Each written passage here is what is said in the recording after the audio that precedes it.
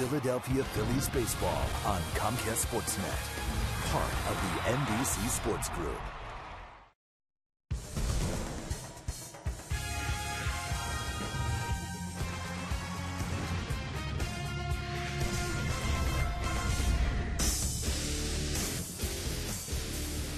Back on the 11th of May, everything was fine with Vance Worley in the Phillies starting rotation. He was outstanding that night against the San Diego Padres. He did allow a couple runs, but he struck out 9. His two-seamer was outstanding. His breaking pitch was all over the strike zone, and he walked away with the victory, and the Phillies won that day as well. But as we found out a couple of days later, his elbow was barking, a bone spur, which he'll now have to deal with the rest of the year. And tonight, he'll deal with the Los Angeles Dodgers and Clayton Kershaw. It's Vance Worley's return to the Phillies rotation, and it's game 1 of a 4-game series against the team with the best record in the National League. Hi, everybody. I'm Tom McCarthy, along with Chris Wheeler. We'll talk to Sarge a little later on, and Murph will be around as well. Well, tonight the Los Angeles Dodgers come in for their only visit to Philadelphia, and they bring with them a lot of injuries, but they also bring with them the best record in the National League. Yeah, they got off to a great start, Tom, and they'll be the first to tell you they didn't play a lot of tremendous competition early on, but they beat them. They did what they had to do. They've struggled a little bit lately, but they're still a really good team. You see where they rank this year. As you mentioned, their record's outstanding. It was really good up until about 10 days ago. Outstanding home record at Dodger Stadium, 500 on the road, swinging the bats pretty well. As you mentioned, they have had some injuries. One key injury, of course, in Matt Kemp, but they still have Andre Ethier. And Andre Ethier, one of the best players in baseball. He's hard to defense, as you're going to see here, because he hits it where it's pitched. Right there, he takes a pitch and hooks it in the gap in right center field. He can run a little bit, too. He's a pretty good outfielder. There he takes a pitch, hits it up the middle. And now watch what he does with this one. Another pitch away, hit it there. He can hit the ball out of the ballpark, too. He can pull it and hit some long home runs. In fact, for a while, back about 2 years ago, he was amazing with walk-off home runs for the Dodgers. So he is a very, very good player. He leads the National League in runs batted in. Now, Matt Kemp, he was off to an unbelievable start this year, and then all of a sudden he blew a hamstring, came back, hurt it again. He's gone at least a month right now. So they really missed. It was hard to figure out who to pitch to in that lineup when they were both in it. Now you have a little more wiggle room. If Ethier's there, you might be able to pitch around him. And they have Juan Rivera back, who'll be playing first base tonight. And guess who's back in Philadelphia? It's Bobby Abreu, who'll be playing left field for the Los Angeles Dodgers. The matchup tonight, it's a pretty good one. Vance Worley, he's scheduled to throw about 75 pitches tonight, making his 8th start of the year. And, of course, Clayton Kershaw, the reigning Cy Young Award winner in the National League for the Dodgers. So Worley, in his last outing, he was in total control. Hopefully, he'll have that same control tonight against the Dodgers. It's game 1 of 4. The lineup's in first pitch when we get back. Phillies baseball is brought to you by Toyota. Every new Toyota purchase comes with Toyota Care. By Citizens Bank, we're for homes. Talk to us today about how we can help guide you to the loan that's right for you. By Xfinity, the official HD triple play provider of your Phillies. And by Independence Blue Cross. No matter where you are in life or business, we have plans that fit. Go to plansthatfit.com.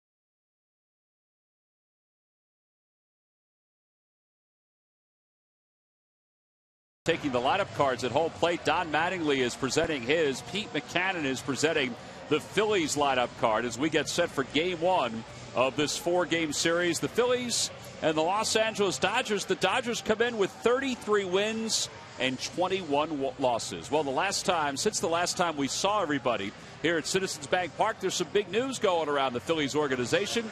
And it has something to do with their second baseman. Not Freddie Galvis, though, but Chase Utley. Murph, what do you got?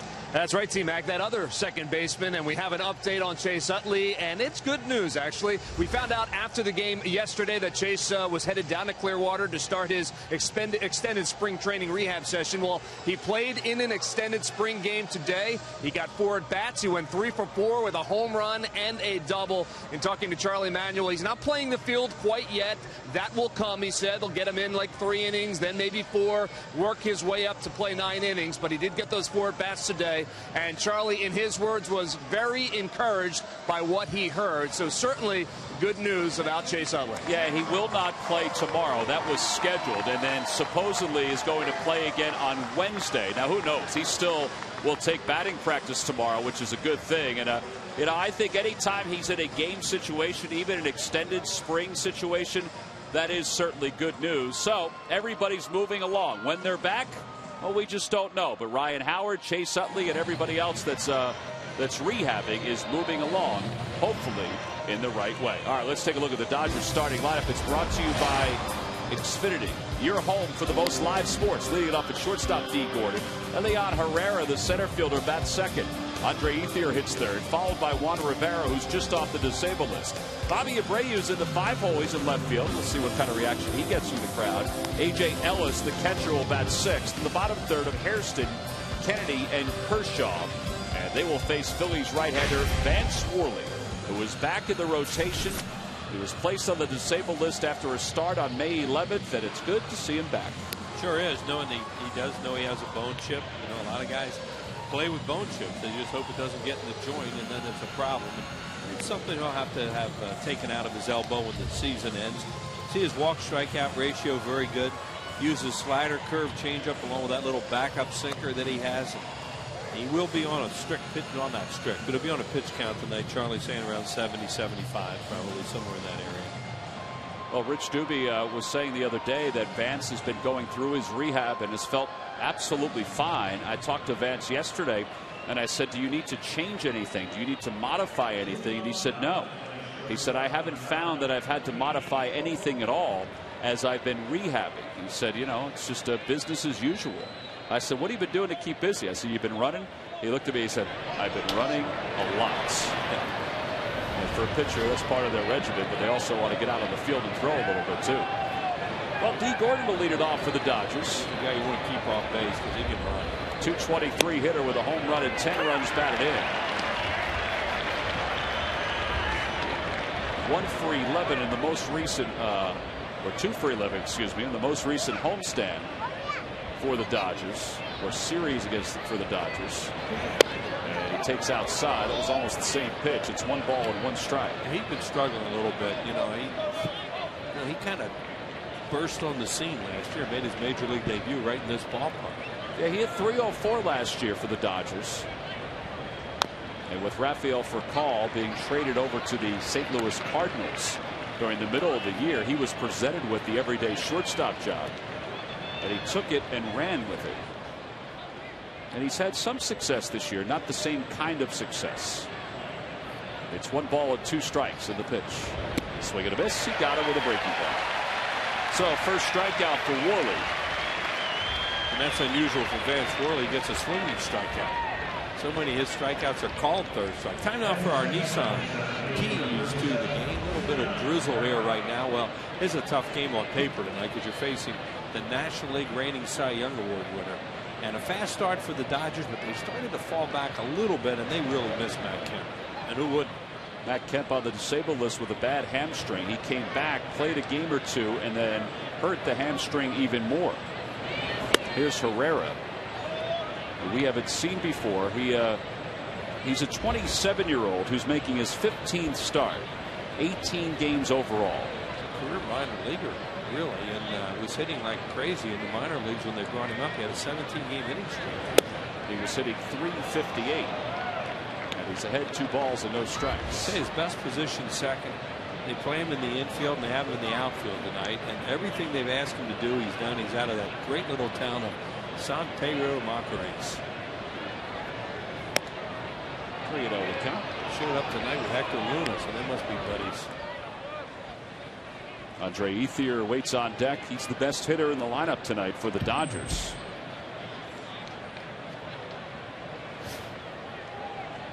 Polanco still in on the grass at third, and ball 4. So Herrera walks on 4 pitches.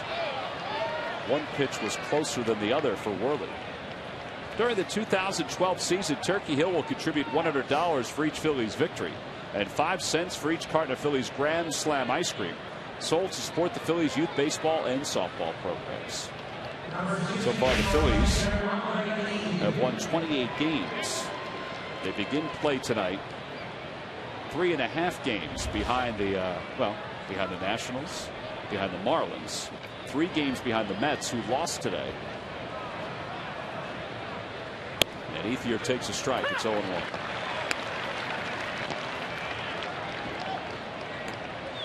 How about the logjam that's going on in the National League East? It really is a logjam. The Phillies just have to, they don't want to be hanging around 5th place for too long, though, because all of a sudden you got too many teams to get past.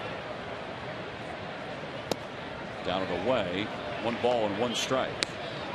Guy on deck hit a 3-run home run last year off Worley. The only game that he pitched against the Dodgers, there's that log jam. But see, you're already, you're 5 games behind teams in one team in the loss column. You just, they need to put something together and start to play a little bit better. Runner goes, pitch is taken inside, throw to second on a hop, not in time. Rollins thinks he got him. I thought he did too.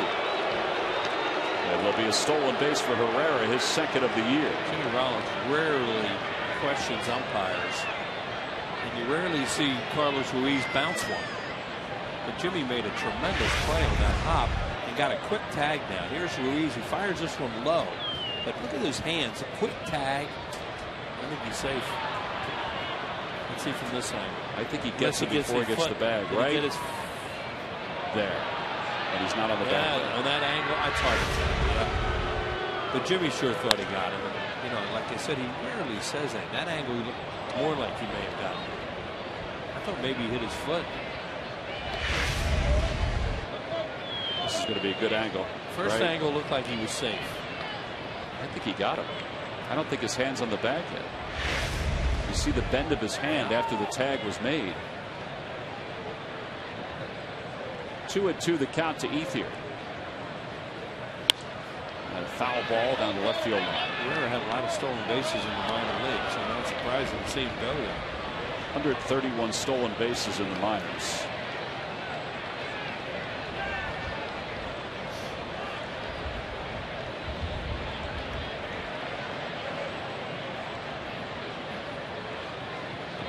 Throwing that 2-seamer at the hip yet. He's trying to get that outside corner, but the home plate umpire DJ Rayburn has only given it to him 1 time. They look like they're just off the plate. Yeah.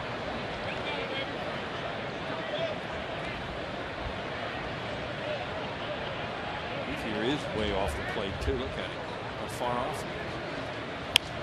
There it was. And he fouled it off the last second. The crew chief Darryl Cousins is at second base. This is a crew of Rayburn, Jim Wolf at first, Cousins at second, Ron Culpa around at third. And Jim Joyce is in this crew. Must be on vacation. No? Oh, I thought I looked it up. Joyce was in. All right. See who was missing. 3-2 the count. Pickoff play is on. Ooh, they had him. Again, Jimmy thinks he, just by his reaction, I think he thinks he's got him. Herrera's on borrowed time out there.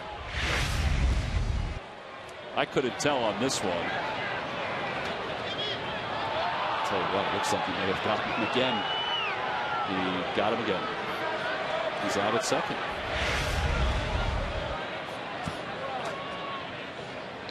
Nine lives out there.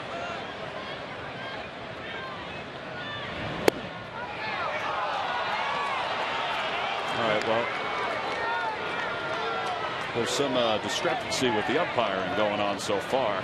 And what it's doing too with all these pitches he's just missing with and foul balls, he's already up to 16. And normally it's not that big a deal. Tonight it is. Well, now first and second, back-to-back walks by Worley.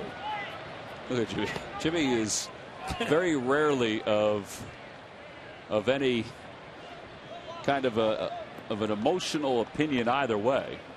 He's courteous,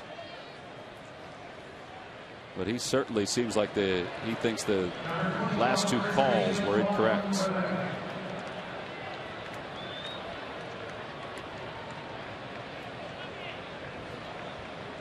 So here's Juan Rivera with runners on first and second with one out. And Rivera takes a strike. It's 0-1. They had a tough game last year. The crowd getting on the umpire a little bit. Last year he gave up 5 runs in the first inning. Phillies were down 6-0 in Worley's start in Los Angeles. They won that game 9-8, but he only went 4.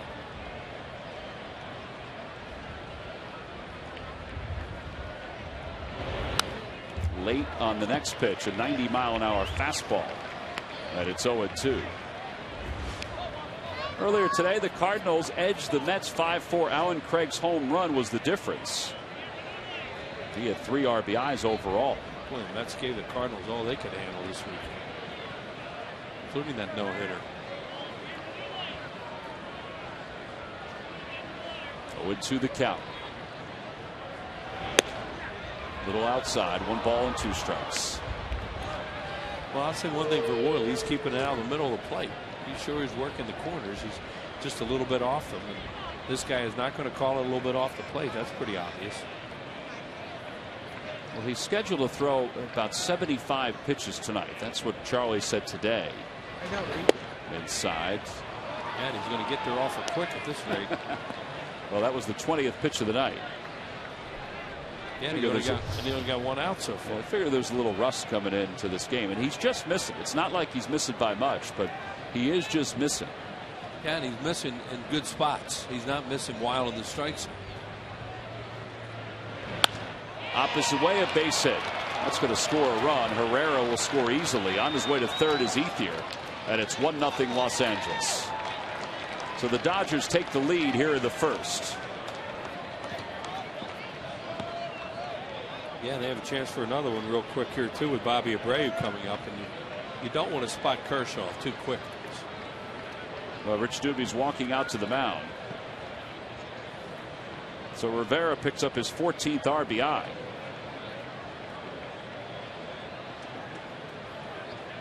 And Bobby Abreu, a somewhat slim Bobby Abreu, is stepping into the plate, stepping into the box. Watching him since he's been with the Dodgers too, he's the same Bobby. He'll stand there and take pitches all day, and he has such a good eye. So with these pitches as close as they are right now,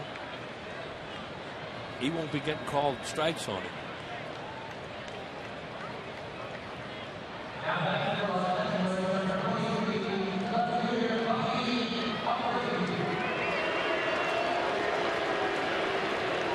Bobby spent 9 years with the Phillies. He had 303 in a Phillies uniform with 195 home runs. He also is third all-time still in walks with 947. Great eye and tremendous plate discipline, to the point sometimes, you know, you wanted him to swing a little bit more. First and third with 1 out. And he takes a strike. It's 0-1. Many times you see Bobby Abreu spot a pitcher, strike 1. And then other times he would just come up there and, you know, use that old expression, play possum, and he would get somebody early. But it was unusual to see him do that. A lifetime .293 hitter with 2,411 hits during his career.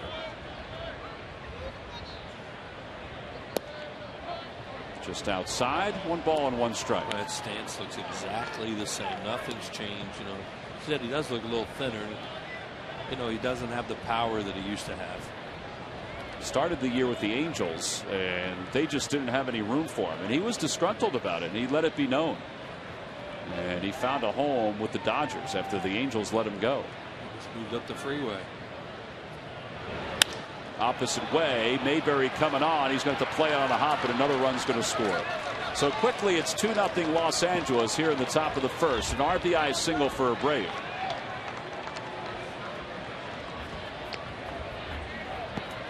And still one man. The walks obviously are hurting him. Both of them scored. So Ethier's congratulated. A.J. Ellis will be the hitter. Ellis played 31 games last year for the Dodgers and has settled into being their everyday catcher. This guy's walked 28 times. He has a .430 on base percentage.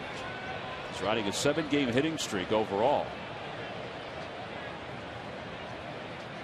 He's not a young guy either. He's been in the minor leagues for a few years as well. What they saw from Tom in those games you just mentioned is that they felt he could be their #1 guy this year, and he has run with it well. Well, the Dodgers have stars, obviously, Kershaw and Ethier and Kemp, that they spend money on.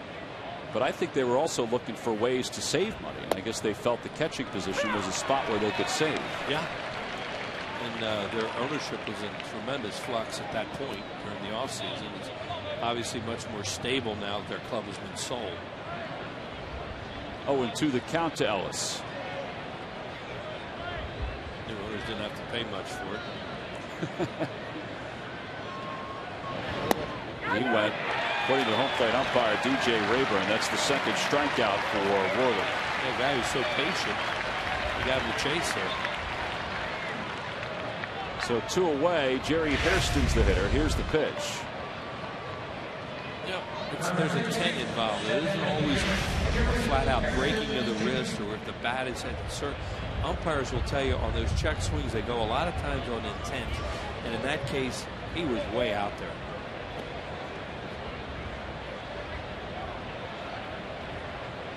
Hairston, a .366 hitter. He's been a good pickup for them. He was a good pickup for the Brewers last year too. The Hairston brothers just seem to have gotten better as the years have moved on.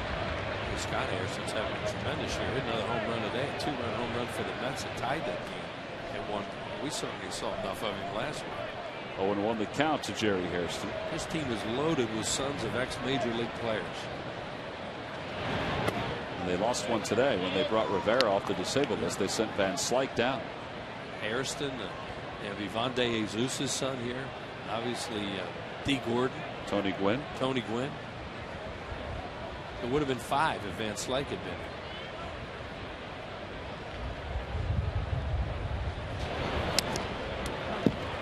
That ball just got away from Ruiz. I thought it was foul, but it's going to wind up being. Well, we'll see how they scored. They could score that a wild pitch because it kept on cutting.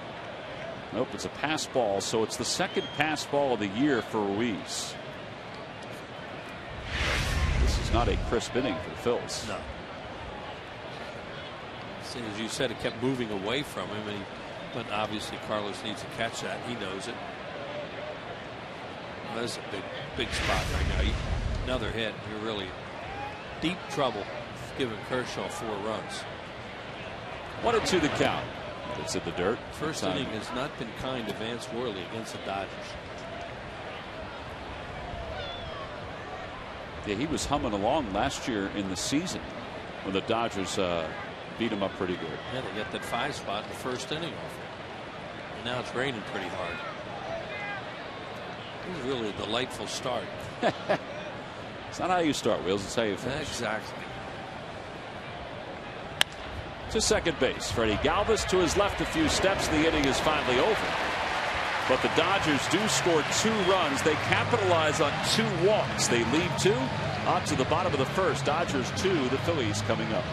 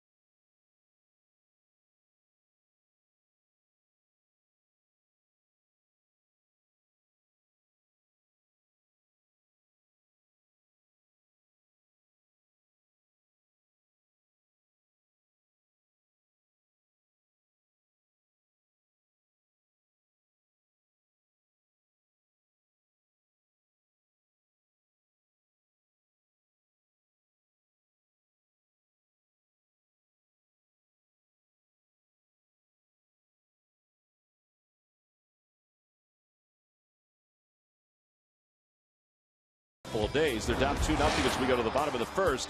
Let's take a look at their starting lineup. It's brought to you by Xfinity, your home for the most live sports. Rollins, Polanco, and Pence, followed by Carlos Ruiz, Shane Victorino, and Ty Wigginton.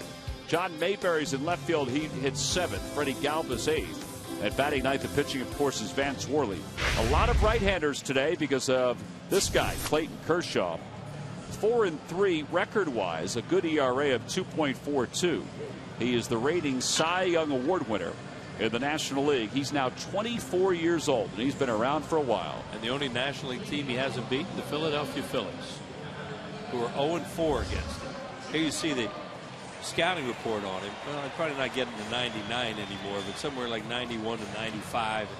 Curve changeup, very good slider too, and 0-4 lifetime against the Phillies with a fairly high earned run out. 5.18. Rollins will lead it off, and Rollins takes strike one. Rollins 237 with 2 homers and 13 runs batted in. 4 for 17 against Kershaw. And that one's on the hands to left field. Here comes Abreu, and he makes the sliding grab. Bobby was playing awfully deep in left field. Well, he's been a deep playing outfielder. But you're right, at this point in his career, he's probably really playing deep. Well, he's playing at Jimmy's pull side. He's expected. See how deep he is out there. It's almost Chipper Jones deep, not quite. Nice play.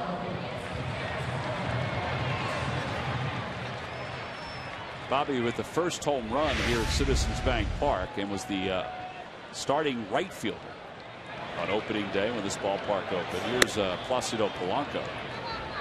Polanco was 6 for 12 in the series against the Marlins. His average up to 290 with a home run and 9 runs batted in. 2-0 the count. Kershaw reading some stuff about him today, some charts. He's throwing his slider more than his curveball. But he has an outstanding curveball that he just freezes hitters with.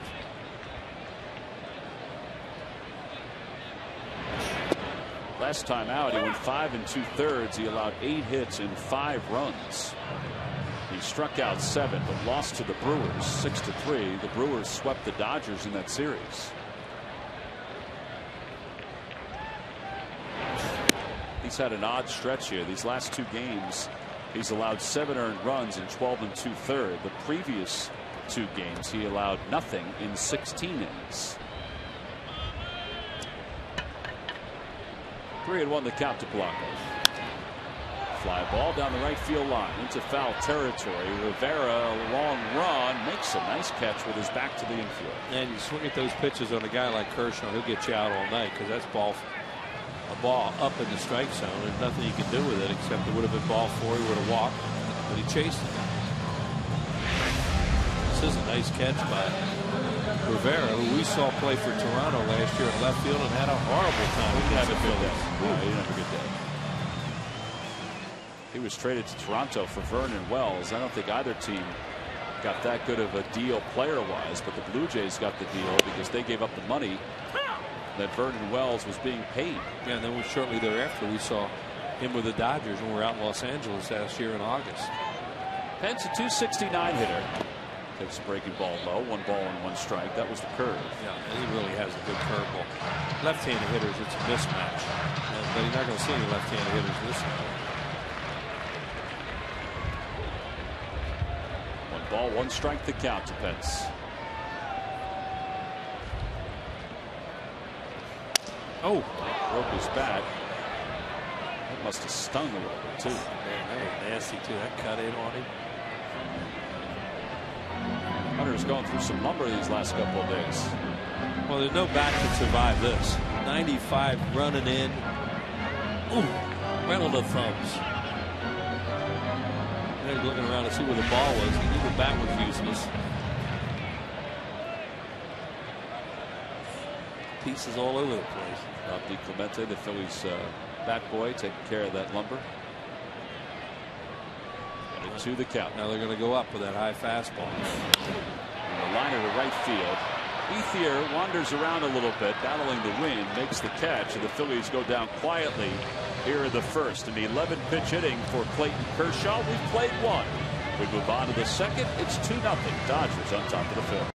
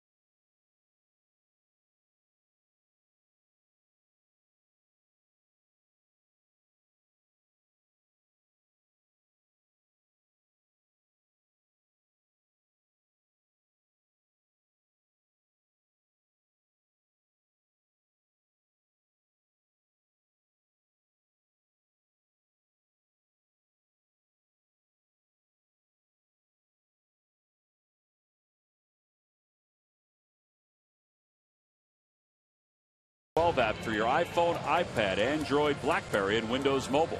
Get live audio, pitch tracking, video highlights, and more. Text at-bat to 31826 or visit Phillies.com for details. Oh, on a cool, wet night here at Citizens Bank Park, the Phillies down 2-0.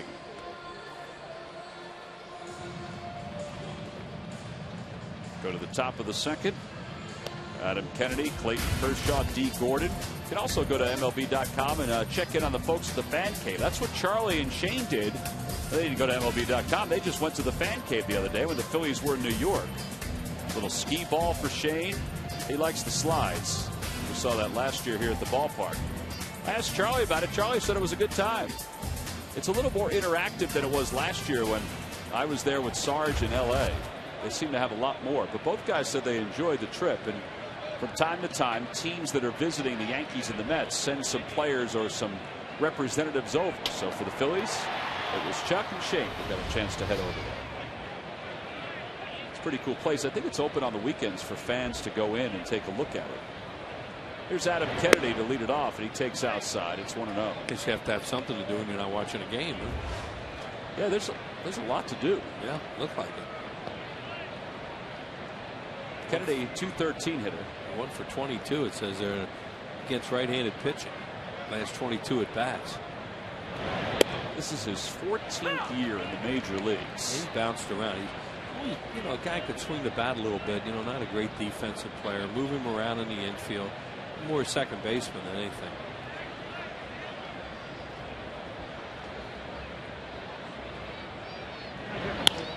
To left field, that's going to be another base hit. It's going to drop just inside the line. Kennedy's on his way to second, and they'll get there. Mayberry got to the corner of that half wall, but Kennedy was going to be at second base anyway.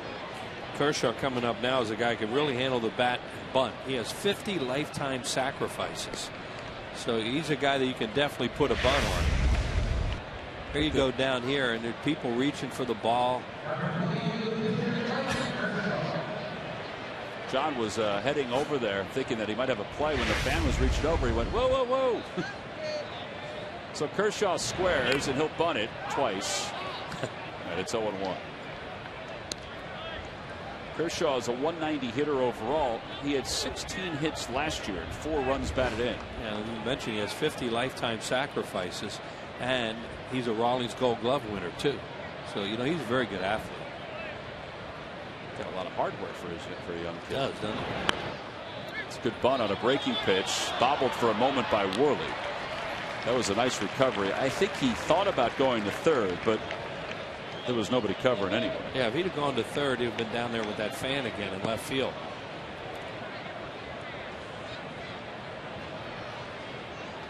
But there's Kershaw getting the bunt out. You know, really help yourself. Be able to do things like that. They're going to play it in already, because this guy, you could jam him and hit him a weak ground ball, and you don't want to give up a cheap run on, you know, and get down 3-0 to Kershaw on that. No, they're going to play it back in the middle.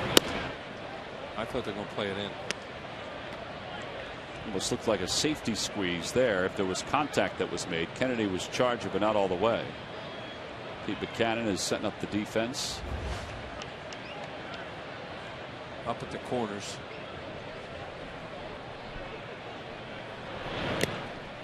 And he bunts it foul.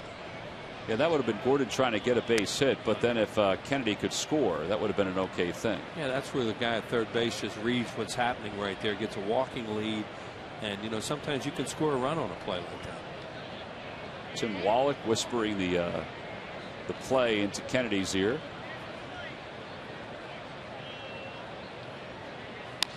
Chopper left side, that's going to get the run home. That may not even be able to get to Gordon at first. Nope, he's safe at first. An infield single. Kennedy scores, and everything is going the way of the Dodgers right now. You're not going to get D. Gordon on that play, and Polanco did everything, or Jimmy Rollins did everything he could. Ball just got by Polanco. Once that happens, over. He is fast. All right, is he the fastest or is Campana the fastest? Look at him go. Talking about when Campana was here with the Cubs, who's faster? They both can fly. I think Campana is. I still think Campana is. Yeah.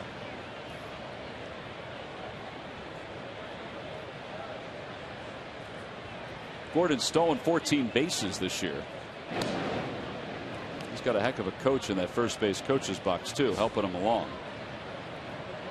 And he was still out 77, no matter what he says. There's Davey Lopes.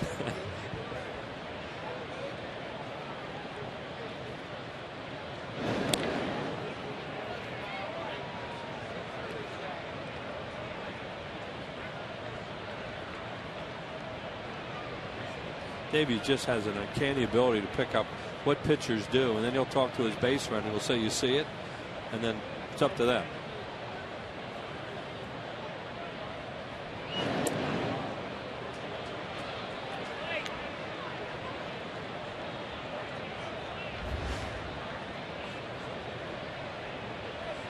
Phillies coach 2007, 8, 9, and 10. You see those numbers? 2007, almost 88%. There he goes. Pitches outside. The throw to second is wide. Gordon has a stolen base. Oh, he slipped past the bag. Rollins kept his glove on his leg. Well, that's going to be a caught stealing. It's almost as if Jimmy recognized that might happen. Well, he picked up whatever it was that they wanted to see on Vance Worley, and he was gone, and then he overslides the bag. Stay with him. There's a shortstop. Keep the glove down. Never know. And there he goes. The hand comes off, trying to get his foot back, and didn't do it. Look at Jimmy's reaction. Look, look. Finally got him. Here's a guy that he thought he had a couple times, was Herrera. He walked and stole second. Phillies thought they had him picked off a second. It's 1 ball and 1 strike to him. 1-2 the count. 3-0 Dodgers here at the top of the second. They've erased D. Gordon from the base paths.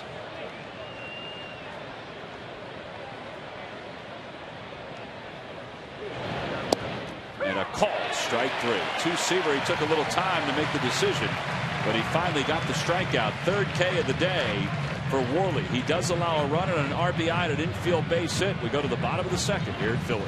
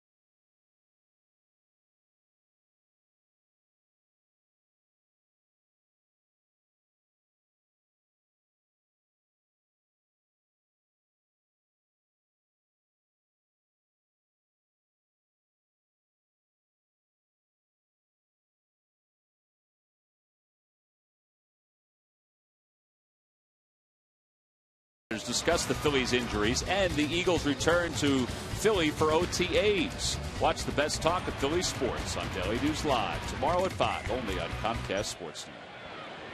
Some hardy folks enjoying the game. Rain continues to fall ever so lightly here at the ballpark.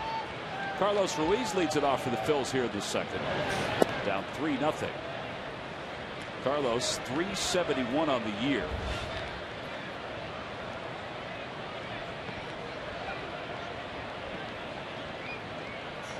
Since 1921, only 3 other catchers have a higher batting average than Ruiz does at this point, entering June 4th. How about that? Little number over the right side. Rivera will toss to Kershaw, covered. One out here in the second. Mickey Cochran in 31 hit 400, or was hitting 400 at this point. Ivan Rodriguez at 98 with the Rangers sitting 379. And then Mike Piazza in 96 was hitting 371, which is what Ruiz was hitting at the start of today. So I should say only 2 other catchers have had a higher batting average. Here's Victorino, probably happy that he's batting right-handed after his struggles left-handed. He takes it inside. It's 1-0. Yeah, he really has struggled left-handed. Batting right-handed, though, is no fun off this guy. He gave him a little bit of a lead to work with, too. Phillies have to try and peck away at it a little bit. Maybe the rain will make him uncomfortable.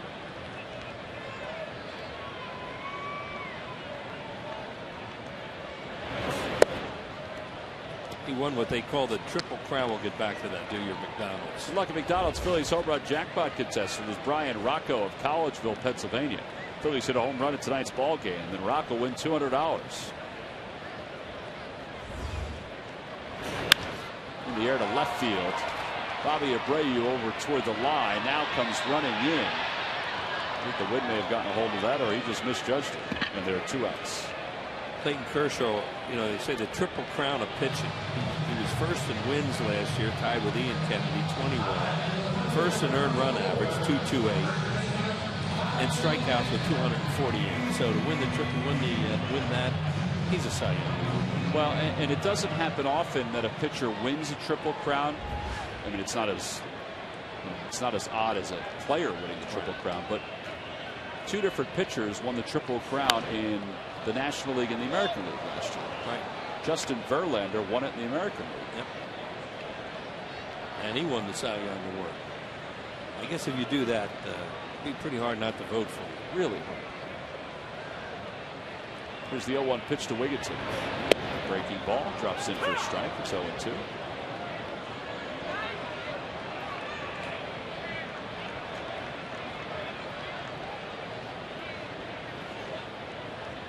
Wigginton is hitting .257, 5 home runs, 24 runs batted in. Swing and a miss. Another easy inning for Kershaw. 20 pitches overall. This is a 9-pitch inning. He strikes out his first batter. We've completed 2. We move on to the 3rd here at Philadelphia. The Phils down 3-0.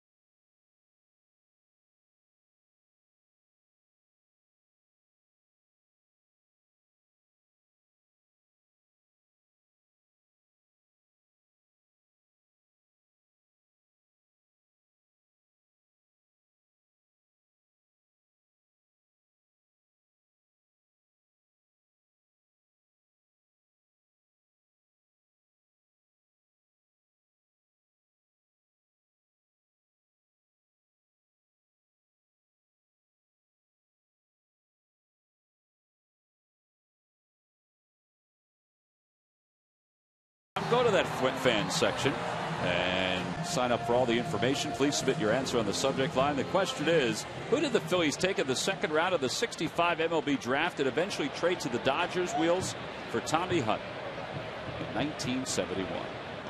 Huh.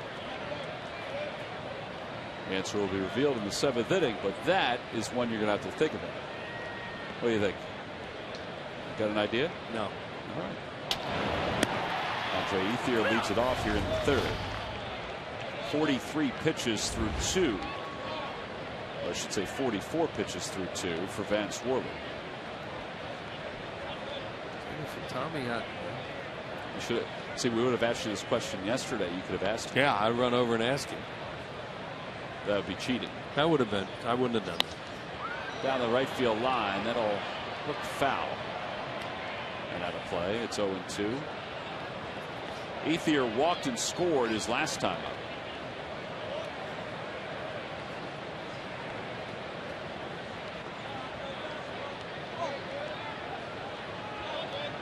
.46 runs batted in. It doesn't lead Major League Baseball, but it does lead the National League.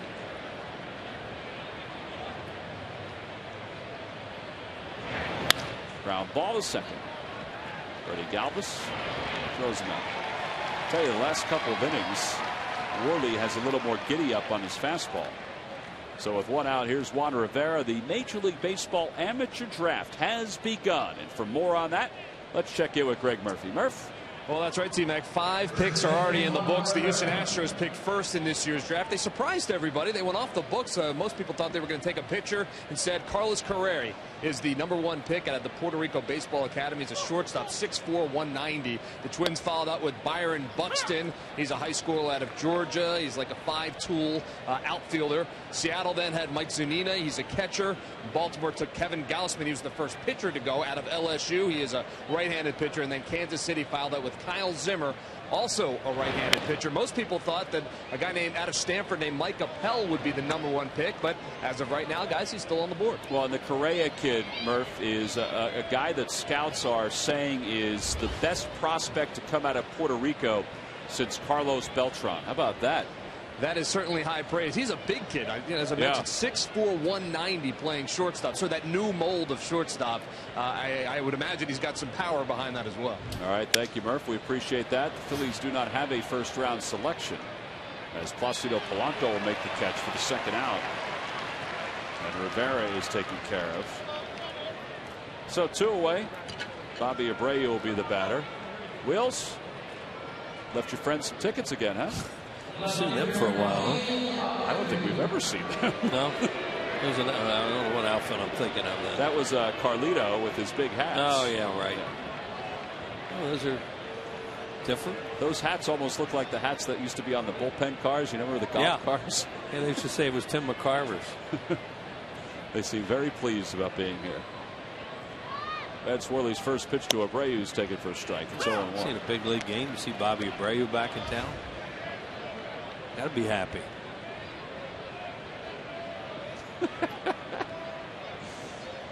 Oh. All right, you wear the mustache. No, you wear the mustache. Some serious good choppers working. I was thinking the same thing. They must take care of him. There's some kind of flossing going on there. The guy with the glasses is looking at him saying, am I really standing next to these guys? I know what's under there. Guy with the mustache looks like that Axford guy from the Brewers. A little bit. On the inside corner, 1-2 to Abreu. Bobby rarely thinks a strike called on him is a strike.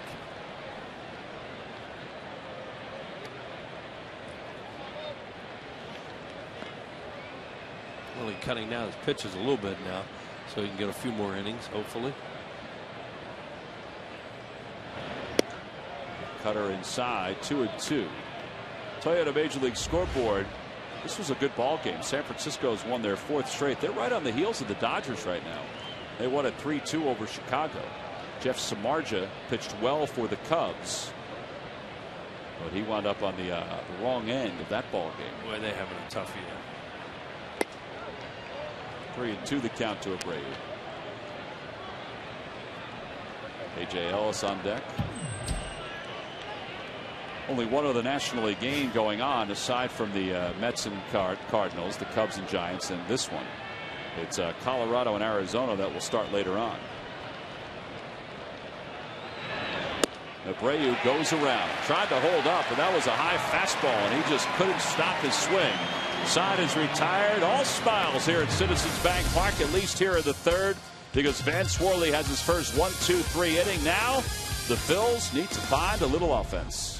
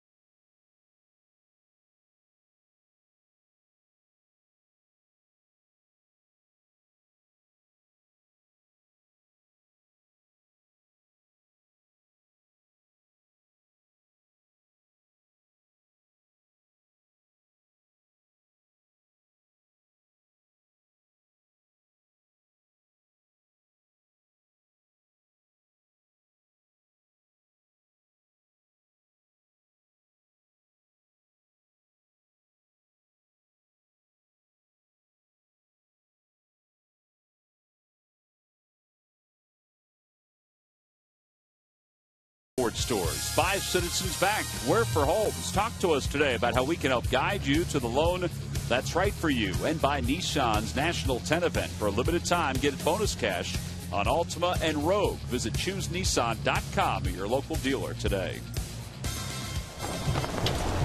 Phillies have not reached base against Clayton Kershaw so far. John Mayberry will lead it off, and he takes low. 1 ball and no strikes. Mayberry 236 with 2 homers and 11 runs batted in, making his 25th start of the year.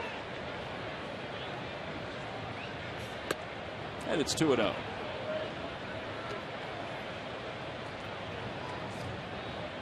He's a 4-pitch pitcher. Actually, he'll mix in changeup. I think he got Ruiz on the changeup, but he's basically going to throw a fastball, slider, and a real good curveball. That's a good at-bat right there by Mayberry. He scalds it deep to left field off the top of the fence. In play, and Mayberry will pull into second with a leadoff double. Boy, it looked like he had a chance to jump over the fence for a second. As you said, Tom, he scalded that. That's as hard as he can hit it. First hit of the night for the Phillies. Just not high enough. Had top spin. See where it hits out here. Right on the top of the wall. Sometimes it'll jump up in the air and go over that fence, but it tried. Oh, Mayberry is safe at second, safe and secure. New York. That's a home run at Dodger Stadium. Yeah, it could be. That real low fence right where he hit that. That would have been easily a home run there. Here's Freddie Galvis, 2 for 11 in the series against the Marlins. First time Kershaw has been in the stretch, and he delivers high. It's 1-0. Yeah, and he's out there thinking I can still get out of this with nothing, because I got the 8-hole hitter and then the pitcher, and then he's thinking, well, I'm going to get to Jimmy Rollins with 2 outs and the runner worse at third base. And Phillies have to try and get him home somehow. Opposite way, a base hit for Galvis. Mayberry got a late start, but he'll be waved home Galvis on his way to second. Nope, he puts the brakes on.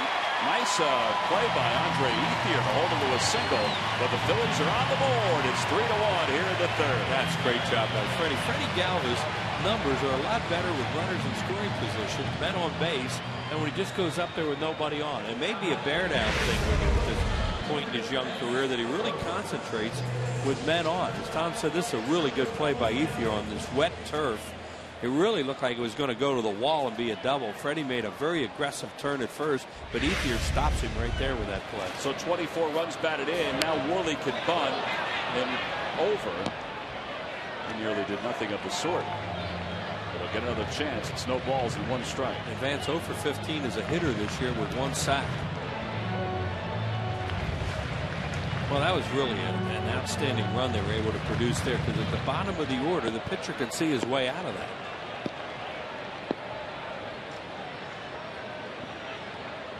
Galvis leads off first. And the throw over by Kershaw. Kershaw has a good move, too. He can pick you off. There are very few things he doesn't do above average. He has 3 pickoffs this year.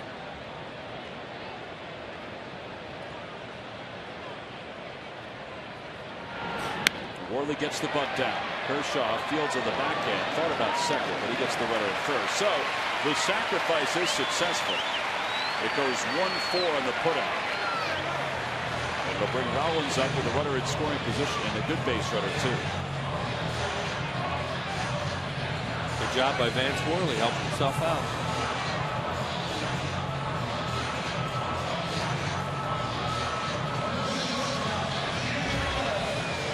So with 1 away, Jimmy Rollins will be up. He's 0 for 1. Fly to left his first time up.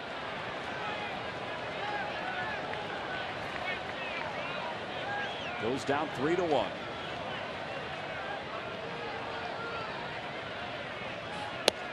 At the knees, 0-1. Playing in absolutely straight away in the outfield. See where the center fielder Herrera is right now, right behind second base.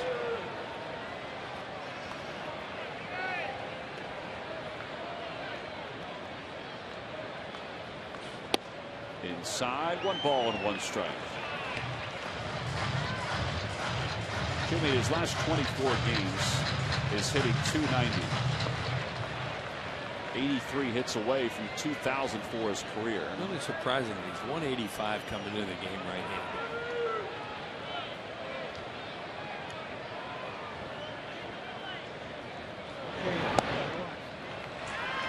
I think this whole year has been a surprise, even for him. Defensively, he's been good. Yeah. But offensively, he just can't get anything going. Charlie was adamant, though, today that he's going to stick with him in the leadoff spot. And in fact, he was very emotional when he was asked about it. Even had some numbers to back it up. More power numbers than anything else. Towering fly ball. Shallow left field. Steve Gordon makes the catch, so 1 away. Or 2 away, excuse me. Yeah, that wasn't a strike, even. You know, he kind of got himself out there. He saw a pitch up in the strike zone, thought he could drive it. Tough to hit a high pitch off a guy like Kershaw. He just throws too hard. You're only going to swing and miss or pop it up. Well, these Dodgers will remain in Philadelphia for the next 3 days. 2 night games and then the day game on Thursday. Thursday's a Citizens Bank Business Person Special. Tomorrow night, a faith and family celebration. Come listen to the beautiful sounds of local church choirs before and during the game. You can order your tickets right now by going to Phillies.com. 2 outs for Polanco. Phil's trying to get another run. And a strike to Polly. It's 0-1. He popped out to foul territory his first time up.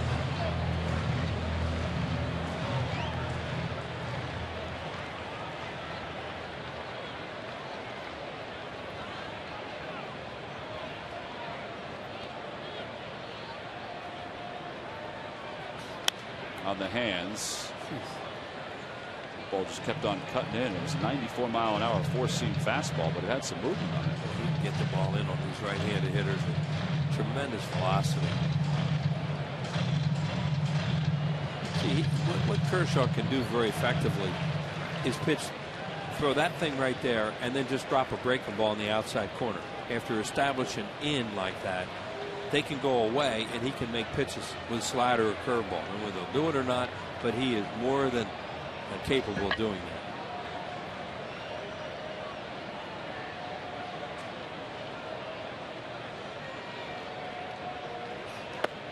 We check, they appeal. No swings is Jim Wolf. He came back in with a hard breaking ball there. So they're really establishing into Placido Polanco in this at bat, and they may just stay in there, playing him the other way.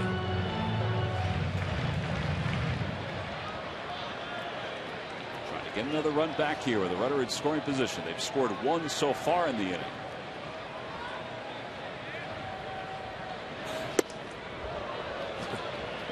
Yeah, they're committed. They're committed to pitching him inside.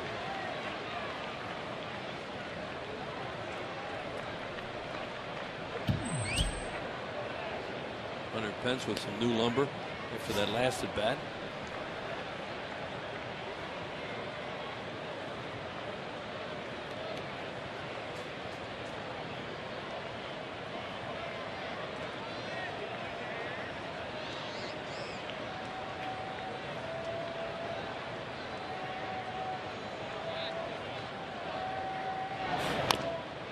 It's easy to say look in there when you have so many pitches coming in on you. But this guy, it's tough to look inside because his ball moves so much. Tough to keep it fair.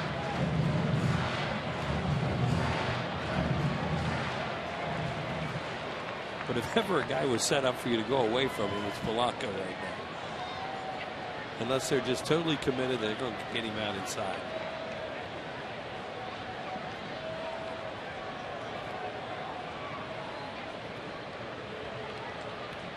Don Mattingly, in his second year as the manager of the Dodgers, done a nice job. 2-2 the count to Polanco. Now they're going 3-2. Good at bat. Speaking of good at bats, he used to have some good at bats. What a hitter. There were some doubts last year after his first full season as to whether he could be the man in charge, but he's kind of changed that a little bit. I mean, you think about all the issues that they've had off the field that he's had to deal with. Well, Larry Baugh is here tonight. I had a chance to talk to him a little bit, and you know, he was a coach there with Mattingly, and he thought that Don Mattingly could manage there. He just wasn't sure whether he could do it right away, especially in the National League. No DH, but he's obviously adapted to it well. But he thought he was a good enough baseball man that he could manage. 3 balls, 2 strikes the count to Polanco. In the air to left field. That's pretty well hit. Going back is Abreu. Warning track wall. Gone! 2-run home run for Polanco. They went to the well one too many times. And he turned on it for his second home run of the year. It's a 3-3 game. Yeah, I mean, that's what we're talking about. You know, whether or not he could look for one in there sooner or later. It looked like a slider or a cutter that got too much of the plate. And he was not only able to keep it fair, he hit it out in the gap. Kershaw knows he makes a bad pitch. Oh, yeah, look how much of the plate it got. He knew right away, especially in this ballpark, that it had a chance. And Brian Rocco of Collegeville, Pennsylvania, you've won $200 courtesy of Placido Polanco and the McDonald's home run jackpot. How about spot Kershaw 3-3 and come back and tie it? Well, that's something big. We've seen it before this year with Doc. I mean, it can happen. Here's Hunter Pence. Pence pops it up behind home plate. Ellis off with the mask and has room. Boy, that ball came back just at the last minute and threaded itself right along that net. And the side is retired. But the Phillies scored 3 runs in the inning. The capper, the 2-run home run by Placido Polanco. His second of the year. And we're tied up at 3 as we go to the 4th.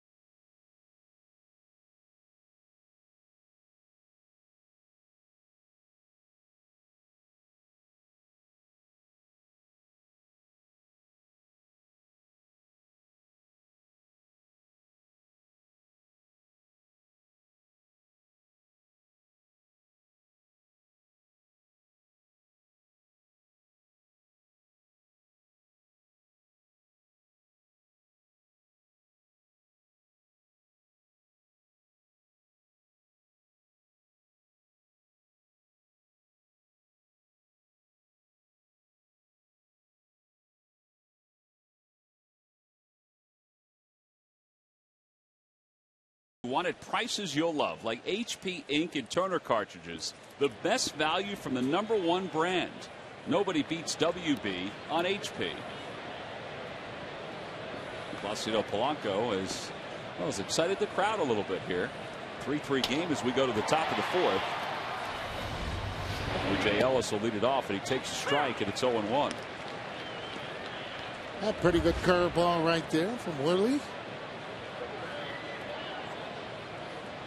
I think his velocity's been a little bit better the last couple of innings too, Sarge. You know, it's 88, 89 the first couple of innings. Now his fastball's at 92. A cutter that Galvis takes care of for the first out here in the fourth. And that'll bring Jerry Hairston to the plate. I think it also probably relaxes him a little bit that they've gotten some runs to tie this game up, because that first inning there were a few pitches that were awfully close that were called balls, and there were a couple plays that were awfully close that went the way of the Dodgers. Yeah, well, for me, looking at them on the slow motion and coming back, I thought that they were out. I thought they were pretty good calls. I thought that some of the calls, especially on the 3-2, just off the plate for me a little bit. And look at the way that he's been calling the game. Mostly it's been closer to the plate. Almost you got to really hit the plate. Hairston hits it hard but foul. It's 1 ball and 1 strike right through the legs of Wallach and into the cylinder. Right into the cylinder. Let's see them try to tip that one up and get it. No, she won't go. She's going to go on the other end and lift it up. No? With a little help from her friends, yes. 1-1 the count to Hairston. He grounded out his first time out. A little low. 2-1. Worley, as we mentioned, will be at 75 pitches or so. He's at 61 right now. Joe Savory's due to be the next guy out of the pen after Vance. That ball's back toward the middle. It's going to sneak into center field, a base hit. So a 1-out single for Hairston. And that'll bring Adam Kennedy to the plate. All right, Sarge, so Phillies enter play today. 3 games under 500 here at home. We've talked about this. They got to play better here at home.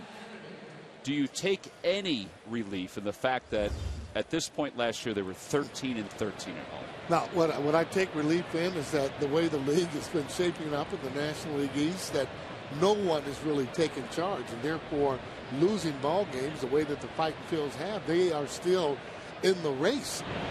Nobody has actually run away with it.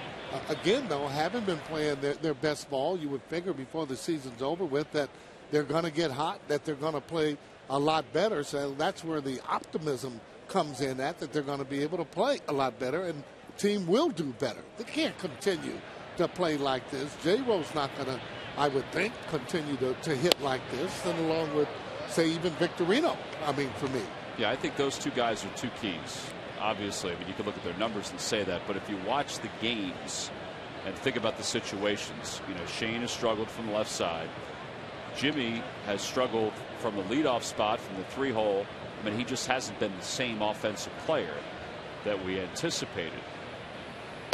Now, Pence has been, you know, up and down too. Yeah. And I think those two guys, Victorino and Rollins, you know, those are two big pieces. Well, they're huge pieces. Again, you're having Jimmy Rollins actually getting that engine started.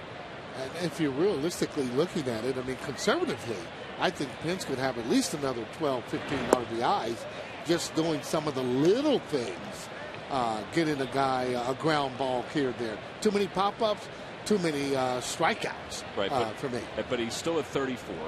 But you're thinking he could be at 45, 46. Yeah, I'm just saying, with the opportunities that he's had, you know, a lot of times because of pressure, not having, you know, Howard in the lineup being able to help out, you try and do a little too much instead of maybe staying within yourself, that you do have those kind of pressures.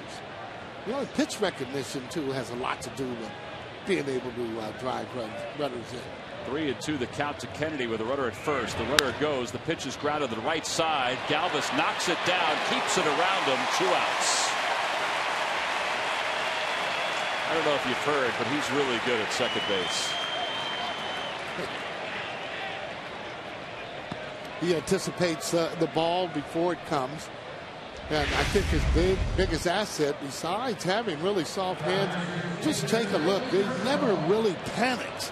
No, the ball stays around him. He knows he has a terrific arm, keeps his eye on the ball, makes an easy play out of it. Well, here's Kershaw. Worley can get out of this inning without allowing a run with a runner at second and the pitcher up. And it's no balls and one strike. I'd like to get somebody like Davey Lopes' impression of Freddie Galvis. Because Davey was an offensive-minded player, but he was a pretty good second baseman too. A strike on the outside corner, 0-2. I'd probably say that he may not have seen him long enough, but the fact is, he separates himself, Galvis does, just by the way that he works out. And when you see him play and the ground balls that he's catching, you know it's something special about him. 1 ball and 2 strikes, the count to Kershaw. Well, somewhere along the line, and some folks point to Freddie's dad and a bunch of other folks, but somebody taught him the way to play the game. Well, he's coming from a country defensively with all those different shortstop. That reputation that they have in playing shortstop and playing well.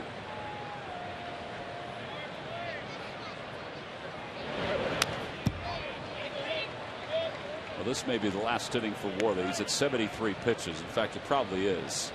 In fact, Savory's starting to get up to throw in the bullpen for the Phillies.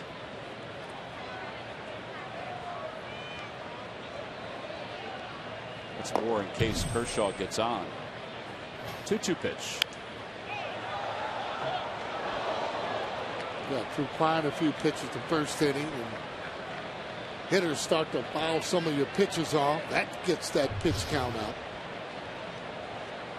He's about to throw his 75th.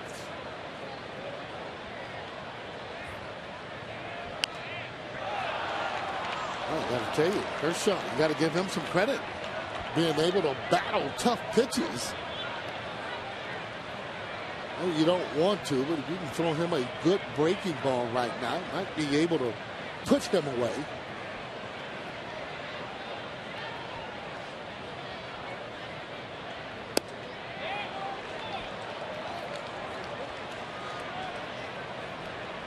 D. Gordon's on deck.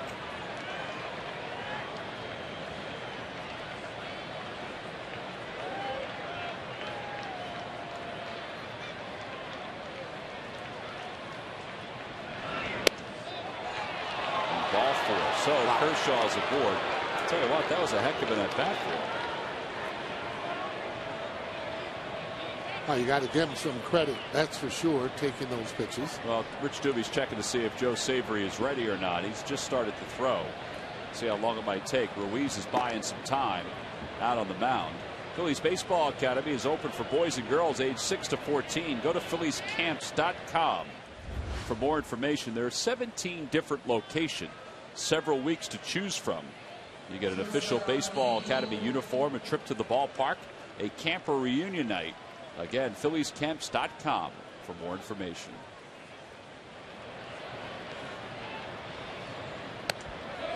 Boy, he's just a little high with these cutters that he's throwing.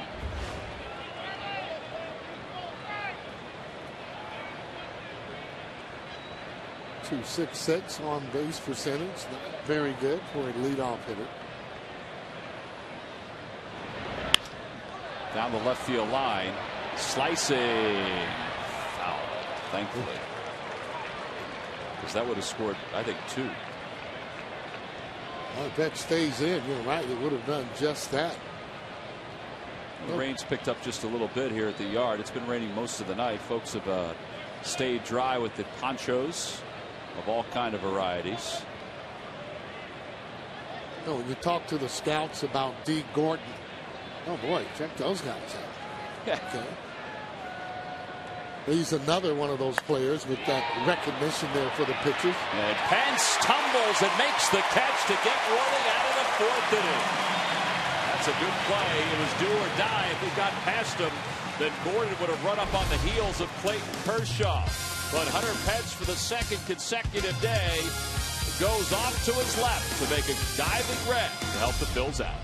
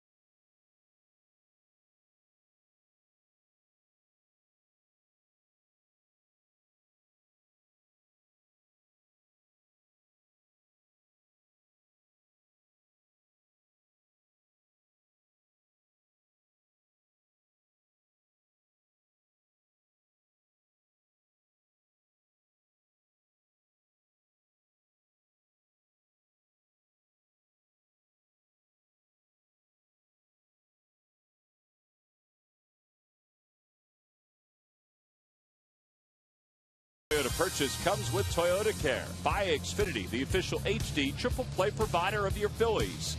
And buy Jeep. Visit Jeep.com to learn more. Oh, it's draft day all around Major League Baseball. There are games going on as well. The Major League Baseball amateur draft, the first round at least, is taking place right now. I think they're 10 picks in at this point. We will talk to Marty Wallover, one of the Phillies' assistant general managers, who is in charge of amateur scouting. We talk to Marty each and every year. We'll talk to Marty tomorrow. Good. About scouting and about the draft itself. Carlos Ruiz leads it off. He's 0 for 1. And he lines one back to the middle. He's 1 for 2.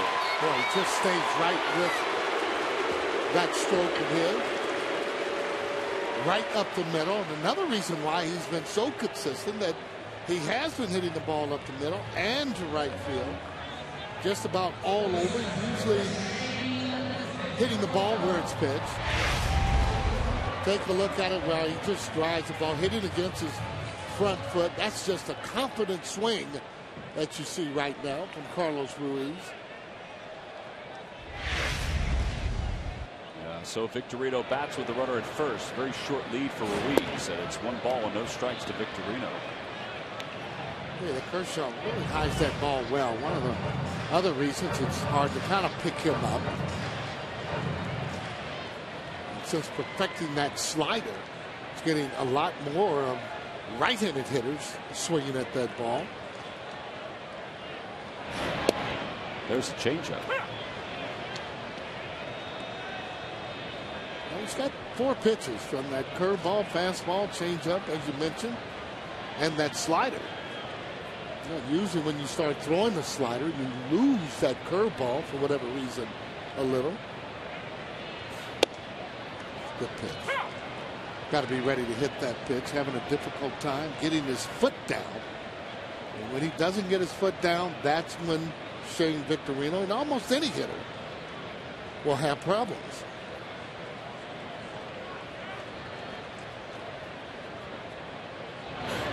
Drops the curveball and a called strike 3. Not a good pitch. Thought it had a little bit of a late break to it. The other two, no question about those. Those are strikes. Take a look here. Kind of gets his foot down there now. Don't know how he's calling it, but it looked pretty good from this angle. Victorino may be thinking it was a little bit high. I thought it might have been a little outside too, but it had some late break on it.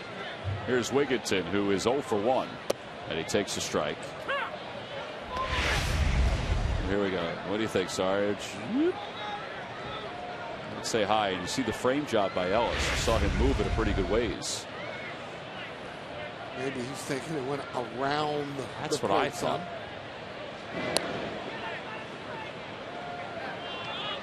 Savory continues to warm in the bullpen, so you figure Worley's done after 80 pitches.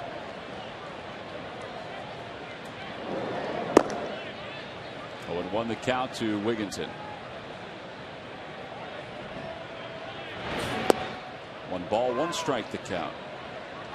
That's why with the good pitchers you're concentrating, and well, maybe that pitch was a ball, but those other two clearly a strike. You don't even get to that curveball if you hit the one of those other two pitches.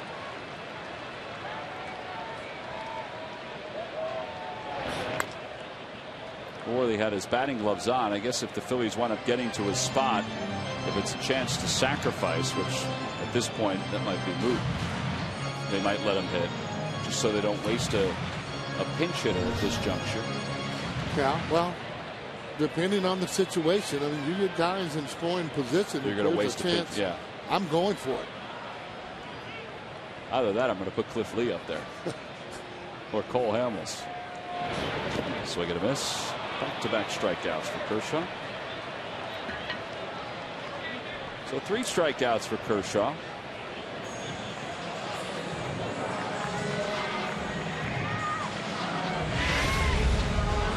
Well, he's starting to get the breaking ball over there. That's not a strike, but a very effective pitch as that curveball goes down in the dirt.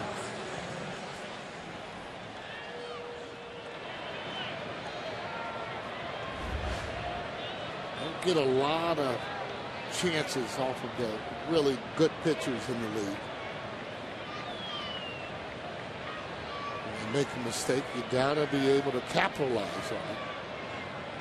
Mayberry doubled and scored his last time up. Takes a strike on the outside corner. 0-1.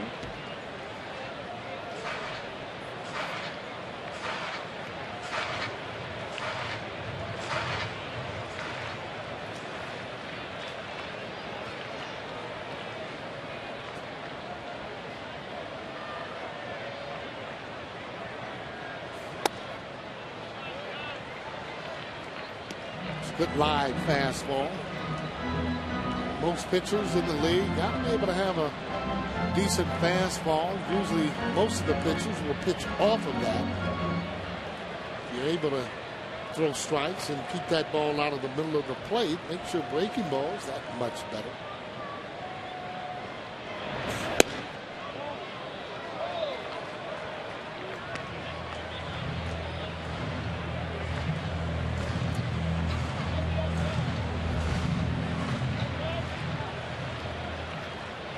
Yeah, that velocity at 92.8. That one was at 96. He can get it up there to 95, 96. Oh, yeah.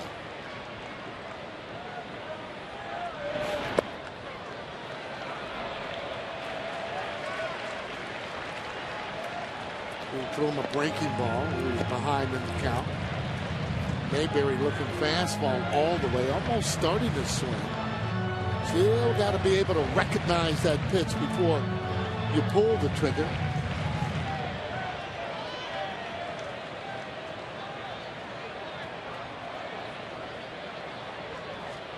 3-1 the count. Ruiz at first. Mayberry got a fastball. He chops it left side. Flagged out and dropped by Hairston. So a break for the Phillies, or I should say Kennedy. A break for the Phillies. They have first and second with 2 outs. He was thinking, I'm going to go to second because Ruiz is running. And he took his eye off the ball for a moment. Got to tell you, though, this ball was hit pretty hard. He just gets on top of that ball. Got in just a little bit. You can see the fumble right there with Kennedy, not able to find the handle, slips out of his hand by then, too late. So a base hit, the Phils might be able to take the lead. With 2 outs, Ruiz is going on the crack of the bat. Galvis singled home a run his first time up. He has 24 runs batted in. Second among rookies in Major League Baseball. Jesus Montero has 27. 1 ball and no strikes the count. Pete Orr is out of the on-deck circle to pinch hit. Galvis picked on a high fastball the last time up and rifled that ball into right field for an RBI.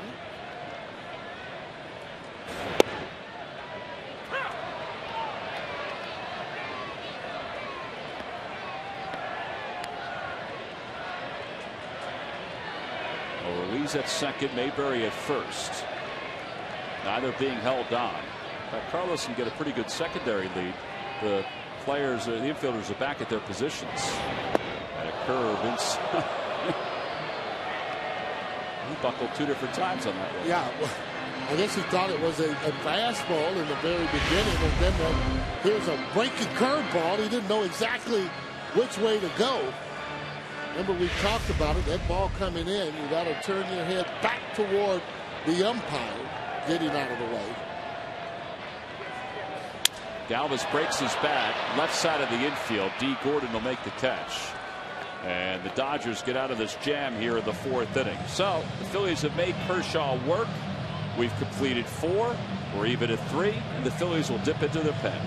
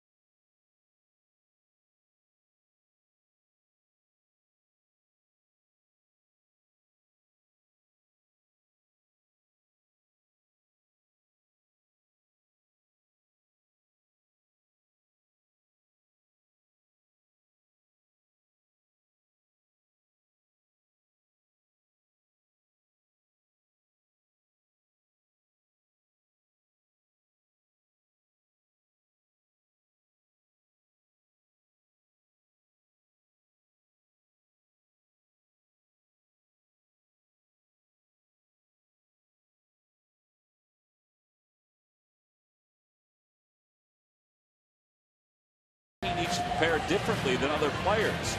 And Carlos Ruiz shares his favorite memory and discusses which Phillies ace is his favorite to catch. Don't miss Phillies Clubhouse, presented by Mercedes, tonight at 11 after Sports Night on Comcast Sportsnet. I haven't seen the episode yet, but who do you think he's going to pick? Roy Halladay? Yeah, I think that's pretty safe to say. Yeah, I mean, I would really, it would be hard for me to pick a favorite, especially with Cliff Lee and the way that Hamels throws. But let's face it, he did catch that no-hitter there. Perfect game and no-hitter. Well, it's true, Halladay doesn't really shake them off a lot. So, again, that makes it easier. But either one of them would be nice for me. Well, Joe Savory, in his 12th game, no wins, no losses, a 4.15 earned run average. Herrera, a switch hitter, will bat right-handed against him. He's on for Vance Worley. And Worley today went 4 innings, allowed 3 runs on 5 hits. 80 pitches, looked good at times. Yeah. Looks like he had missed 24 days at times. Well, that first inning was it got him into trouble. He was close with a few pitches. 32 pitch first inning, 44 pitches in the first two. But he looked healthy. Yeah. That's what I think you're looking for, velocity, whether or not he's snapping off the breaking ball. And I think he was doing that to a certain extent. But getting back after an injury, well, you're going to have some reserve where you just don't know. But I think he did fine. 1-2 the count to Herrera.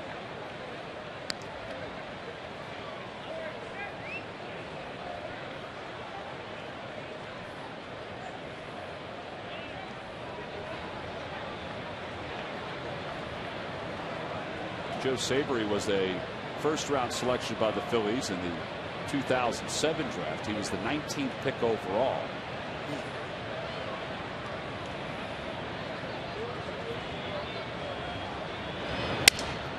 Broke his bat. Sabry's a great athlete. One out here in the fifth.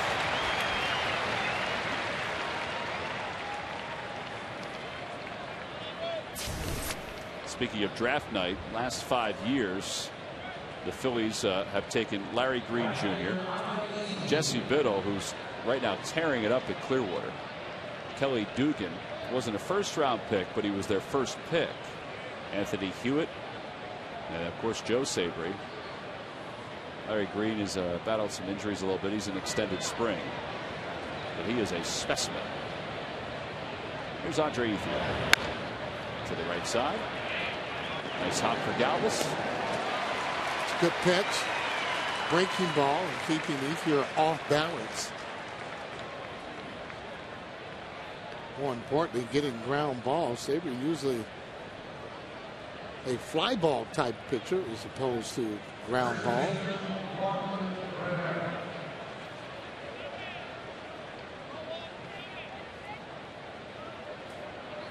You know, for the right-handers too, by the way, when you have Sabry coming in and you're looking in the bullpen, you're liking that. You know, even though you feel you're comfortable against maybe Worley, but anytime you're facing that left-handed pitcher coming in to face you on the right side, got to lift up your spirits. I mean, you just feel better. And you do that because the ball is actually coming into you. You see the ball better.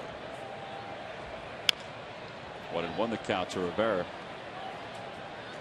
I guess the Dodgers knew of Worley's situation, and they probably figured out who it was that would be the long man for the Phillies in tonight's game. So they kind of expected it would be, let's say, Joe Sabry or maybe Michael Schwimmer that would come in after Worley was done. Well, the lefties would like to continue to face the right-hander, and again, vice versa. Over to shortstop. Rollins charges. 8-pitch inning for Joe Sabry. Nice job. Way to get the team through the fifth. Not only that, it looks like he's going to get a chance to bat when we come back. We go to the bottom of the fifth inning. It's the Dodgers 3 and the Phillies 3.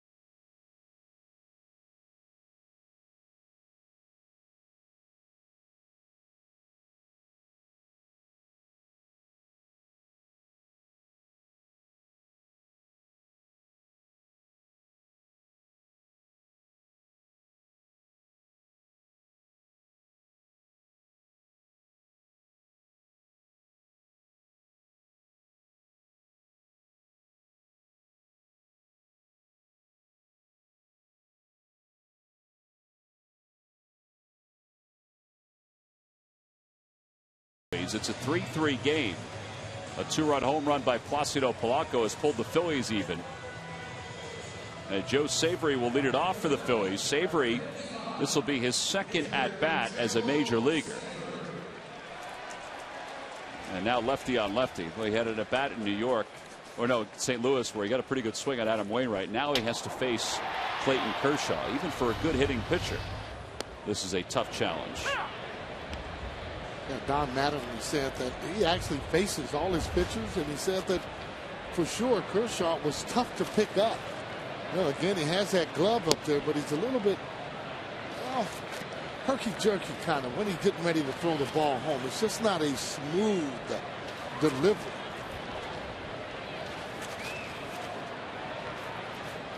One ball, one strike to Savory. Joe said that he was excited to bat against the Cardinals. He said that he had a bunch of friends who were in the Cardinals dugout that he hoped wouldn't say anything to Wainwright about his ability to hit, because he can hit. But he said he's a little rusty. Yeah, well, you don't hit, you do get rusty. 2-2 as he lays off. This guy here throws the ball hard. Good curveball. Certainly Koufax to throw that hard curveball. In fact, years ago, the only time he threw a no-hitter on the road was against the Fighting Phillies. Back in when, 64, I think.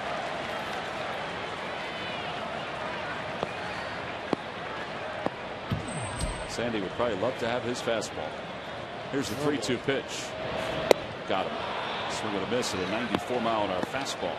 One away. Top of the order is due up. Let's check in with Greg Murphy. Murph? All right, Tom, time for the Gwen and Mercy College Major League Notebook. Comedian Bill Maher is now a minority owner of the New York Mets. The host of Real Time with Bill Maher on HBO told reporters he's already obviously good luck for the team because there hasn't been a no-hitter in 50 years, and he joins the team, and there it is. And, guys, you talked about parity in baseball. How about coming in to tonight's action? Of the 30 Major League teams, 18 of those teams are either in first place or within 4 games of first place. 18 of the 30 right there in the mix. It is going to be one interesting season, guys. No question about it. Now, I want to ask you something, Murph, not to get off the topic about the teams that are battling for first place.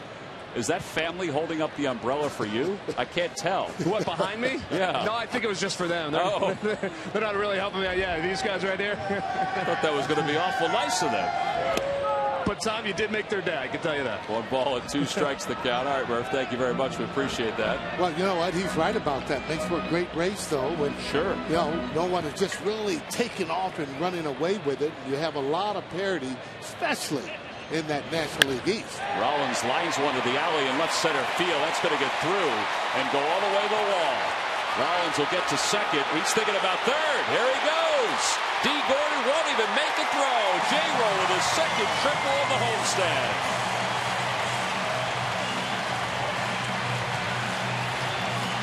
You don't think there was some frustration in those legs as he was running around the bases? I was going to say, knowing the game, knowing the situation there, only 1 out as he splits the gap. You know, you're used to seeing when he splits that gap, usually that is a triple. Don't need to coach. That ball's right in front of him. He was going no matter what. I mean, he was tracking really from home plate. And once he got there, sliding in with no throw, Gordon wasn't able to really, I guess, get that ball. And he has a good arm. Well, now the infield is in for Polanco with a runner at third.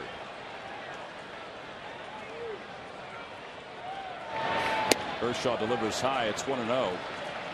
Charlie today was very animated in the dugout, talking about Rollins as his leadoff hitter. Folks have been talking about whether Pierre should lead off. You mentioned that. Yeah. Yesterday. Yeah, I mean, yes, absolutely. Charlie said that he feels like Jimmy's going to come around. He's going to stay with him. 1-1 the count. Well, one of the reasons, too, that these guys really should, I mean, I know they respect him, but just that pride factor that he gives them, where he sticks behind them no matter what, they should give him that same effort, that same courtesy, because he goes to bat for them, and he does that sometimes really to a fault. He sticks right with them, but that's the way he manages. 1 ball, 1 strike the count to Polanco.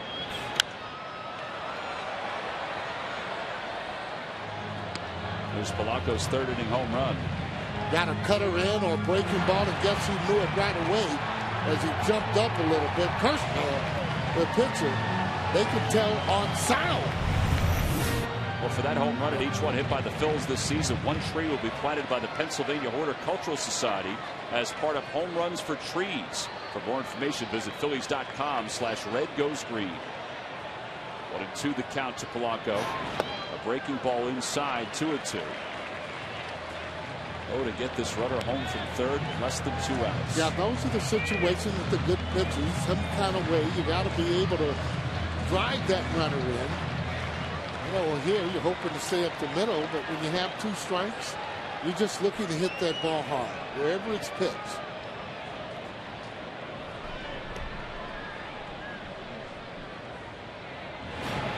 Line drive on one hop to short. Gordon has it, comes home, and Rollins is tagged out. Well, Fighting Phil's just taking a chance there. Going on contact. What that means is no matter where that ball's hit, that runner third is going to break. That sign comes from the manager that that's exactly what they're going to do. Samuel relays that. Well, watch, as soon as it's hit, he's gone. He's not even looking, taking off, but no chance for him to be able to be safe. You're just hoping maybe it's an error or, you know, a miscue some kind of way. So Rollins is retired. Polanco's at first. Pence takes a strike. Pence is 0 for 2. He's flied to right. He's popped out.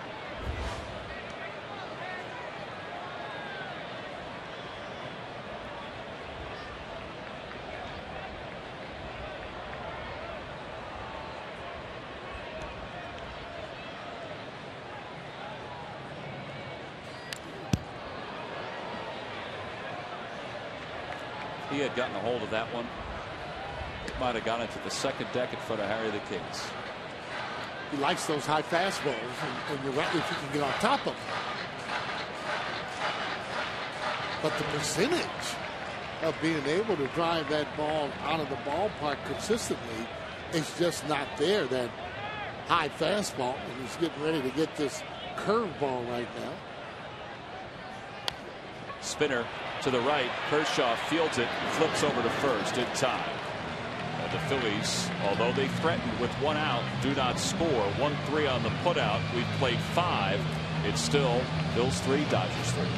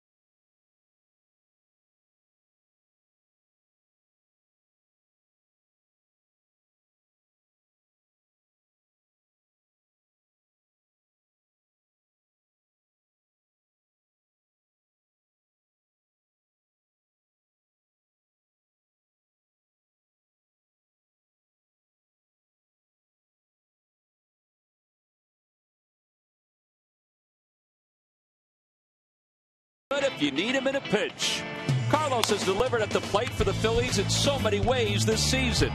The best hitting catcher in the National League added to his 2012 resume even when he wasn't in the starting lineup.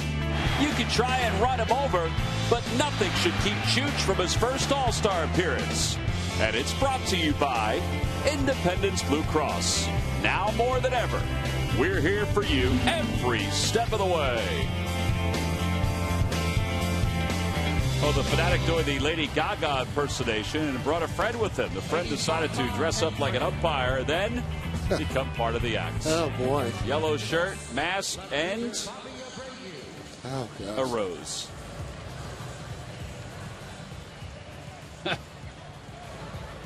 That one always gets a laugh out of the fans here at the ballpark. A little tango.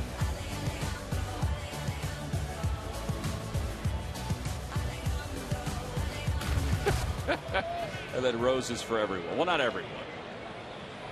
Carnations, roses. Nice touch. What's that flower you like? The gardenia. The gardenia, yeah. Got to keep reminding you of that. I'm comfortable with my skin, by the way. I'm with you. Bobby Abreu takes a strike. It's 0-1. He's still one of those hitters that doesn't like that fastball inside. He looks for that ball out over the plate, more so now because he has gotten a little bit older.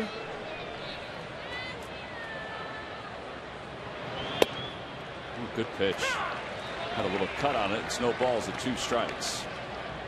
This whole transformation of the Phillies as a team, a lot of folks point to when Bobby was traded to the Yankees along with Corey Lytle. It kind of changed who the leaders were on this team. Yeah. Changing of the guard, so to speak.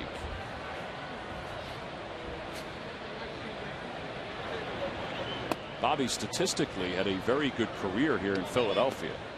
And you can't argue with that. 9 years. He had 303 with 195 home runs. There's no doubt about that. Reputation of maybe not wanting to go into fences. But he's the type of player at the end of the year, you're right, he's going to have his stats. The 1-2 pitch. There we go. Yes, he did. Says the home plate umpire, DJ Rayburn. It's the second time tonight the Phillies have gotten Abreu on strikes. That doesn't happen often. Well, again, too, it looks like for me, and looking at him, he almost has to cheat on the fastball, which means starts a little earlier, and when you do that, you do this. Every time you try and get a little quicker on the fastball, they throw the slider. That's what you end up doing. Because you think it's a fastball and you want to start to swing, it's not there. 1 out. A.J. Ellis, the hitter.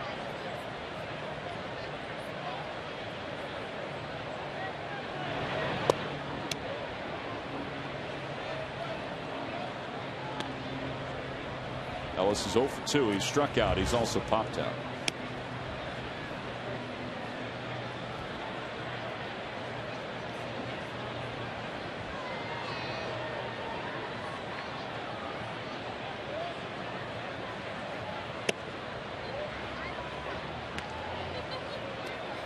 He's having a good year. Another catcher having a good year this year. Hitting over 300. Talking with Rick Mundy, he says he feels their guy deserves to be at the All-Star game.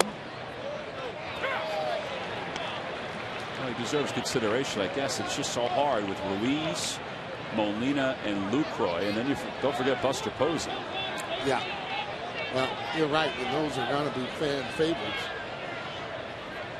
But when you see your guy every day and you know what he means to your club, obviously you're going to pull for him, right? You know, a little more. But I just told him for Ruiz, I mean, I don't know where this club would be without him and the big hits he's gotten. And the big plays at the plate. I mean, you expect those, but they've just been huge plays. A couple of them have been plays that it's tough for any other catcher to make. It's 2-2 to Ellis. The Dodger dugout was barking at Rayburn on the first strike that was called on Ellis. Savory set. And a call, strike 3. I don't think you could bark at that one right there. Back-to-back strikeouts, 2 outs. 5 up, 5 down for Savory. Tuesday, June 19th at 7:05. Where are you going to be, Sarge? I'm going to be here. What are you talking about? The Rockies are coming to town. It's Irish Heritage Night. 3 night games. Thursday the 21st, the MLB Network Drawstring Backpack. Give it out to all fans. Go to Phillies.com to purchase your tickets. Find out where Sarge is. Hairston's 1 for 2.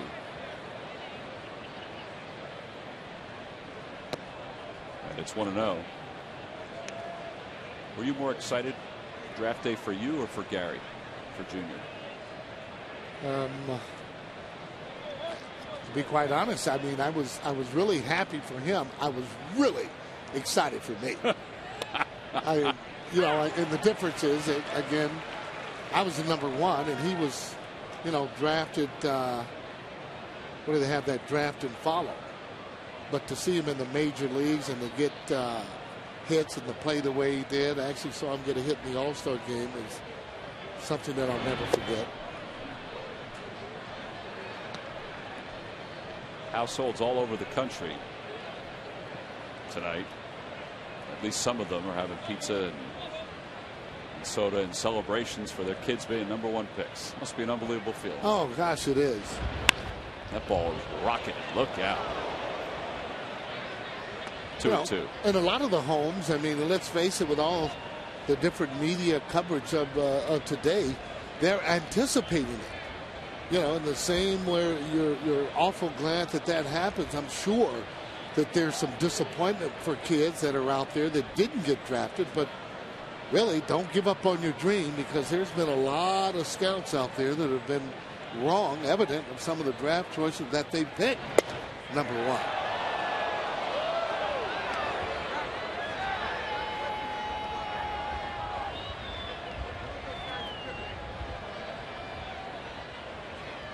Harrison plays multiple positions, from third, outfield, second, short.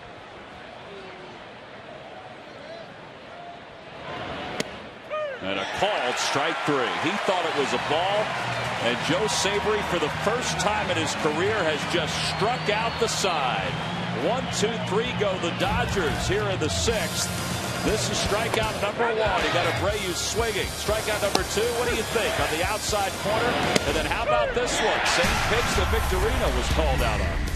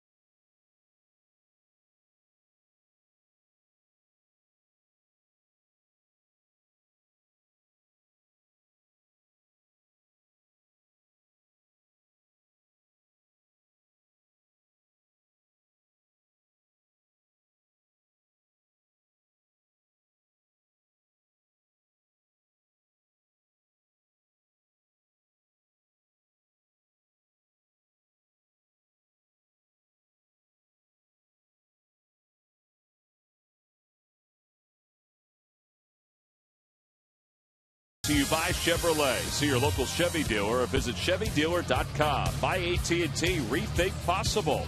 And by WB Mason. You can't go wrong when you buy right. Well, this game has been tied at 3 since the 3rd. And now we head to the bottom of the 6th. Vance Worley was done after 4.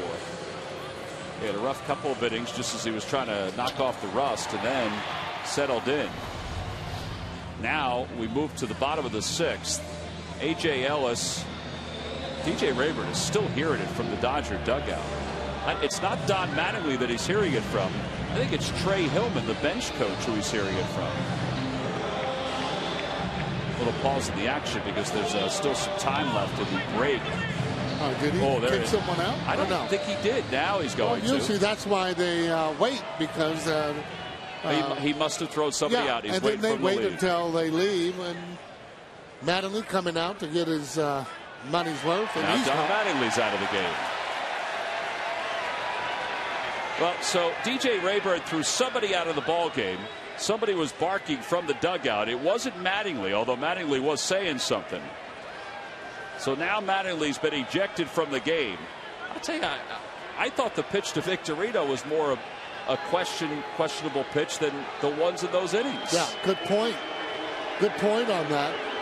You know, but he has been consistent. If you call that one on Shane, obviously, the one on Ellis, I mean. Maybe it was Dave Hansen who was thrown out, the hitting coach. I couldn't tell from the dugout. Well, somebody was yelling from the corner. Yeah, Harrison thought his was a little bit high, but then so did Shane. And the fact is, he's been consistent in calling that pitch.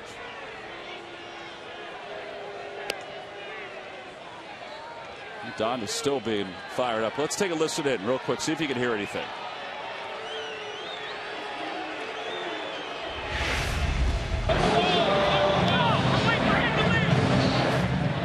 Yeah, he's waiting for him to leave. That's what DJ Rayburn was saying. So somebody else was ejected before Mattingly, and I would assume it's Dave Hansen, the hitting coach. I don't think it was Trey Hillman, the bench coach. We'll see. Somebody will give us a report as to who it was. I didn't even see anything, any kind of signal. You see Davey Loeb's on the ball, not saying he doesn't really say much, no.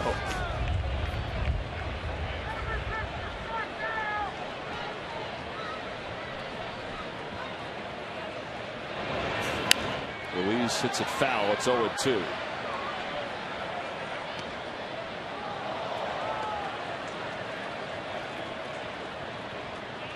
To the count. It's interesting. I didn't see exactly when the first coach was actually thrown out. I think it was subtle. Ruiz singled his last time up.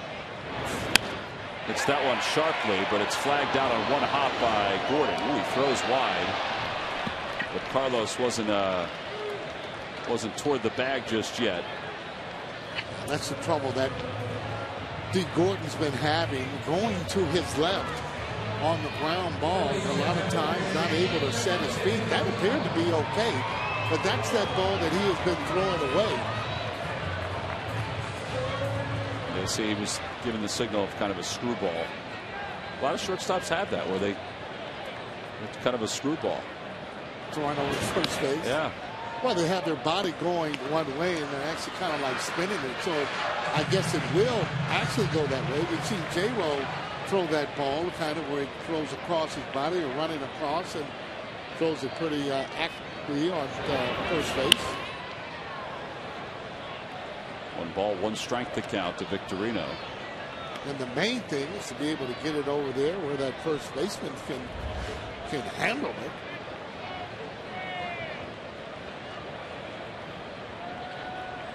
Victorino 0 for 2. He's flying to left. He struck out looking. In the air to left field. Going back on it is Abreu. Back to the warning track, to the wall, and it stays in the yard. Thought he had enough of that for a second. I didn't think after it left the bat, but as it went up, I thought the same thing. I don't know if the wind got a hold of it and brought it back. Probably hit it on the end a little, because if he gets it on the good part of the bat, this ballpark is definitely not going to hold that ball. One good thing, though, you can see he had his foot down, and it was toward the end just a little. Ball settles down, and Abreu able to catch that ball. 2 outs for Wigginton.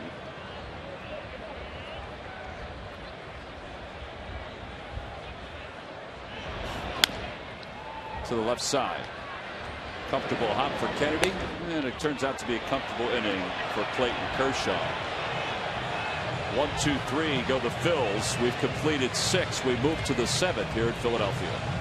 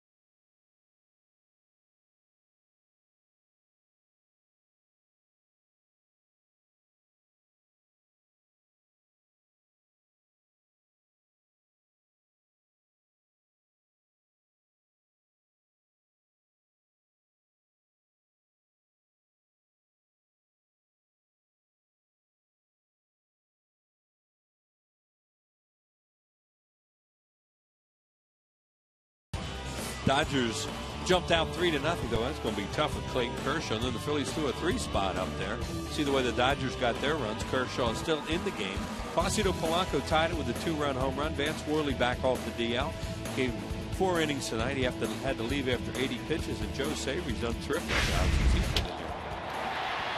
Well, here comes Savory, who gets set to begin the 7th inning. Adam Kennedy lead it off, and Kennedy takes outside. It's 1-0. Don Mattingly has been ejected from the ball game. Tim Wallach is taken over in the dugout, and the Dodgers have Dave Hansen. I think that's Dave Hansen over the third base coach's box. So Trey Hillman, I guess, was thrown out. Savory has a tough time making the play, and Kennedy just beats it. Well, he did everything he could to make that play. And Kershaw will bat. By the way, Victorino flying out to left, thought he had a homer. It was pretty close. He slipped going around first and then braced himself with his left hand. Slipped over the bag and right there braced himself, and then his right hand, which is the bad hand, hit the ground kind of hard. And this is Shane going out to the field just making a fist with that right hand. Yeah, that can't feel good on a night like this.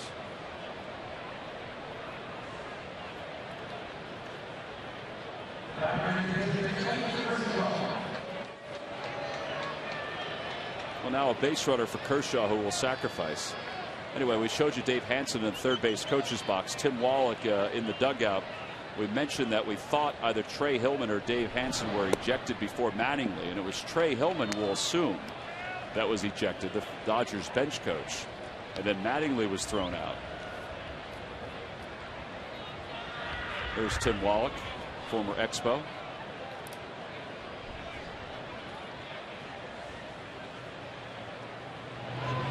And the bunt up the first base line. Wiggins had slipped. It's a fair ball, and the sacrifice is successful, and Kershaw's hurt. Kershaw did something. He's got running back to the dugout limping. These lucky fans are tonight's Citizens 7. They will receive a prize pack courtesy of Citizens Bank. Citizens Bank with the most 7-day branches in the Philadelphia area. To find a branch near you, visit citizensbank.com. That's all they need is Kershaw to get hurt on a bunt play. It is slippery out there right now. It's pretty obvious. See, Savory slipped on the first play of this inning. Wiggins is right there.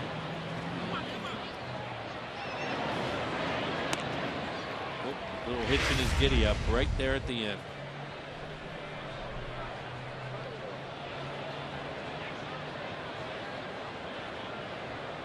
I'm very concerned about Kershaw right now, whether it's a hammy or an ankle,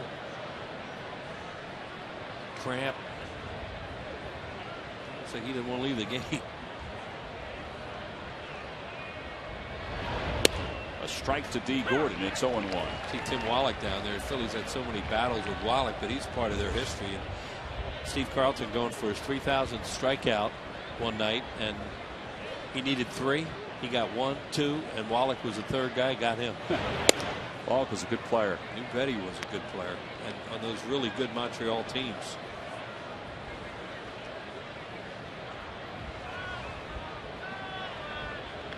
One ball, one strike to count to Gordon. That was something to see from lefty that night when he needed 3 and he struck out the side in the first inning. I guess he was never one for jitters. No, Frank Pulley was behind the plate and that didn't hurt. He realized what was going to, and he was ringing up strikes.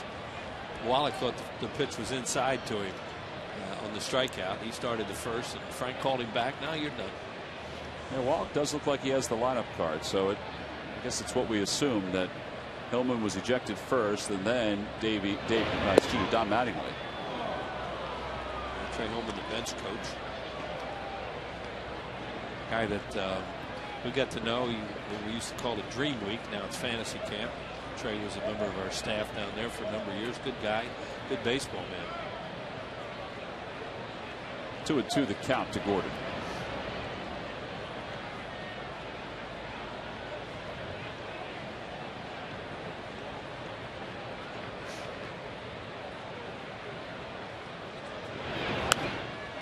How far they're going to go with Joe Savory. They do have the bullpen going right now. Yeah, Schwimmer and Bastardo just started to throw. 32 pitches.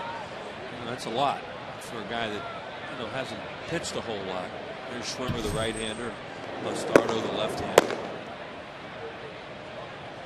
Savory went 2+ innings against the Cardinals in relief of Halladay in that Sunday game in St. Louis a week ago. But he threw even more pitches than that outing because he had a lot of base runners. That hit him. I think it might have hit him right on that elbow guard. Yeah, you could hear that crack. It sounded like it hit the bat. Believe me, that had to hit some kind of padding. Well, now he acts like he's hurt a little bit. Because you think, man, that had to hurt. Even with a pad.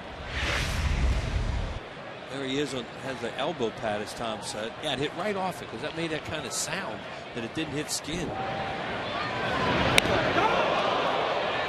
If that hit bone, boy. There's no way he's running down to first that fast.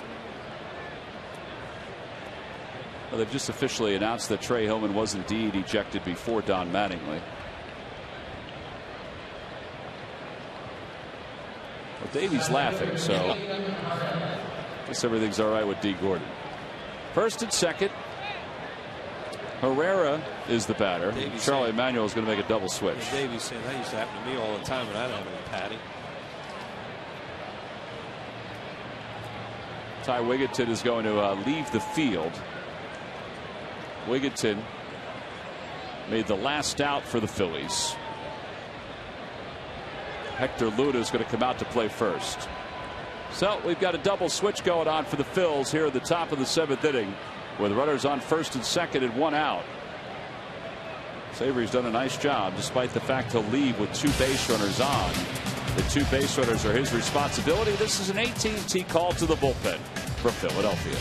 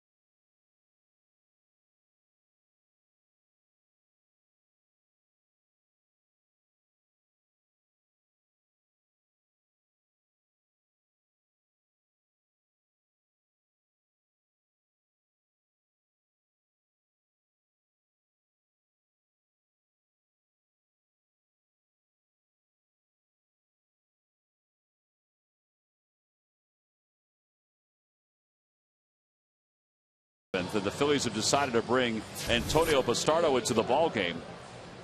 A fresh arm, 22nd game for Bastardo, 2-1, a 2.87 earned run average. So he's on to face Herrera, and then Andre Ethier. Figure switch Herrera around to the right side, and then the lefty on Ethier. Yeah, he's 316 and 310. So you know he's not one of those guys you're getting a big advantage, but you're right. He wants him to get further away from first base by batting right-handed, and then have him ready for Ethier.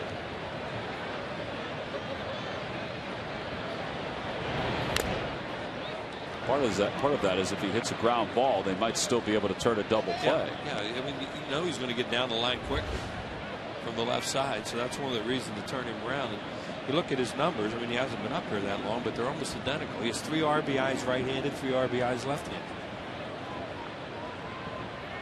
Not going to hold Gordon on, so he's really going to get a jump to get on a middle infielder on a ground ball.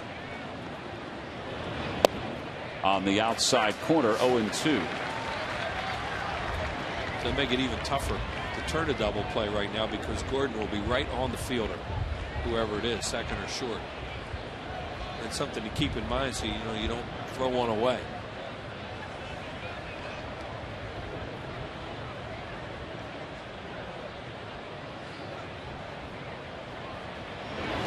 He went to a foul ball. Nope. It's just a strike. Yeah. I heard something, and I wasn't sure if it was the plate, the glove, or a bat. Yeah, it sounded like it hit the ground or his glove. Like you said, it was tough to tell what it was, but there's the sound, and he swung at it. It's a breaking ball and a good one. He buries it. Yeah, it hit the shin guard. Here's another look at it, and that's the sound Tom was describing. Right off the shin guard there, and that made that click sound.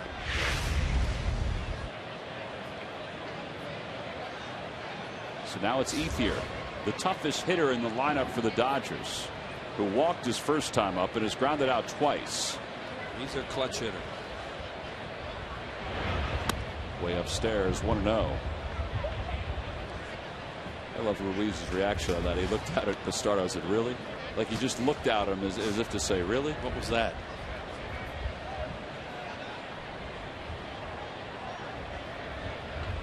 I think Ruiz kind of has a signal for Bastardo too about focus. When he thinks he needs to focus a little more, I mean, he fires the ball back to the mound as if to say, let's go.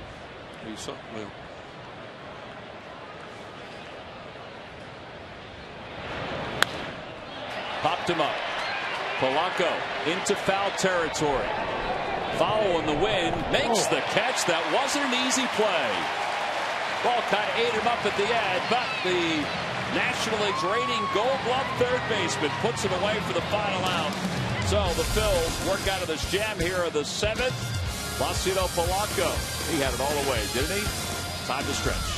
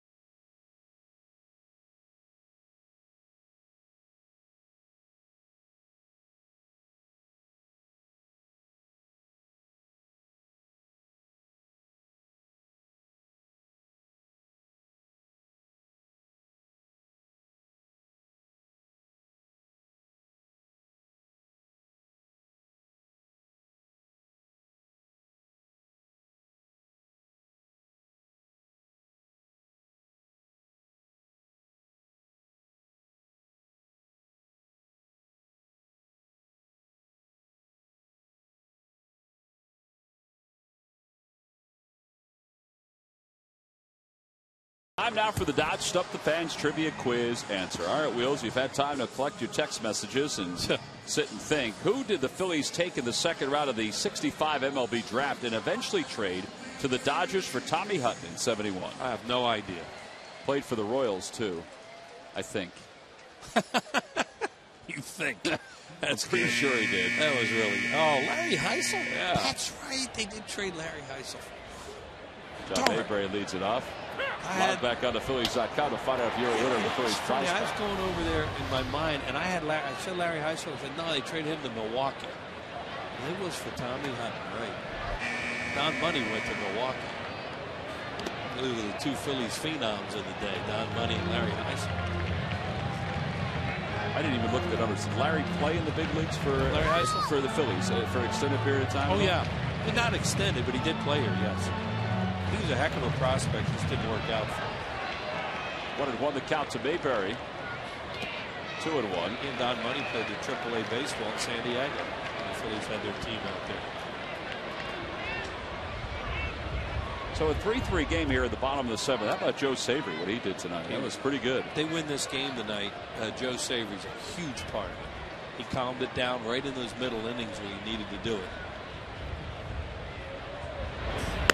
3-1 to Mayberry, who's 2 for 2 tonight. I got one for you.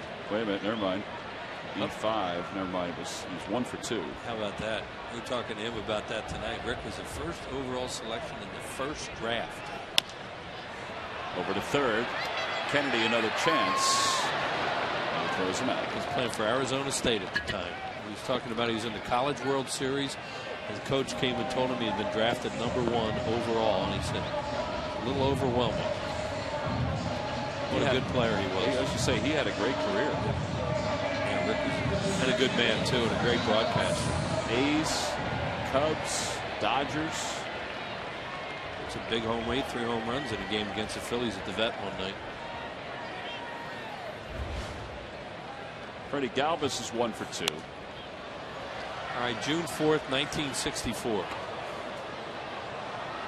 Big day in Phillies history, but more in Dodgers history as you watch Kershaw out there. The great left-hander, Sandy Koufax, pitched a no-hitter against the Phillies on that date. Sarge brought that up before. At Connie Mack Stadium. I didn't realize it was June 4th of 64.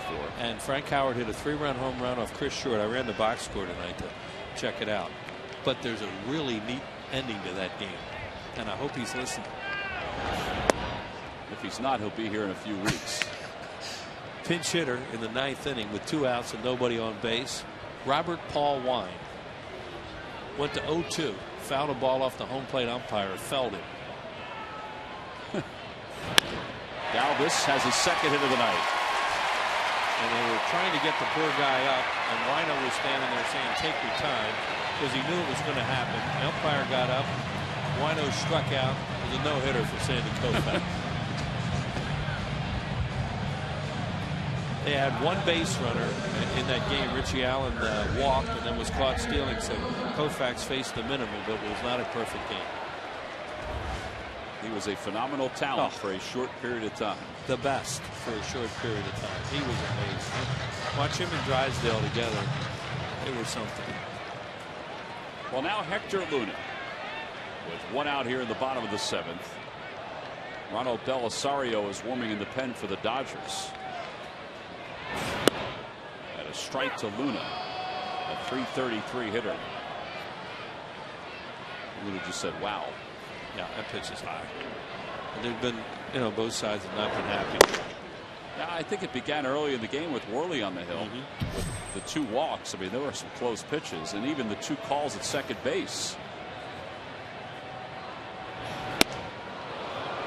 With Herrera, he was out trying to steal, and he was out on the pickoff too. So neither club is happy tonight with the arbiters. Luna wants to hit a fastball. He always does, and he threw a pretty good changeup there. Galvis leads off first. Oh, he's done that a couple times tonight. He comes with that curveball as a surprise. And in no way guys swinging at it.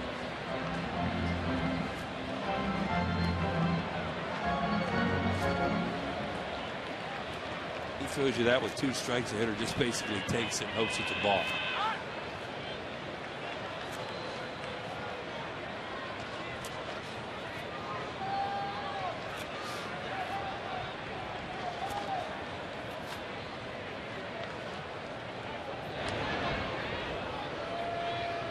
I think Freddie was kind of surprised by that move.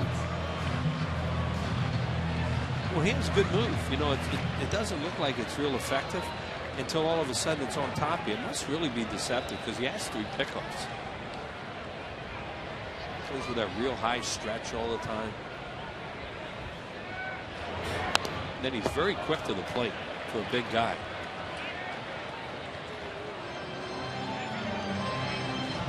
6'3", 220 pounds, 24 years old, from Highland Park, Texas, a suburb of Dallas. 7th selection in the first round in 2006.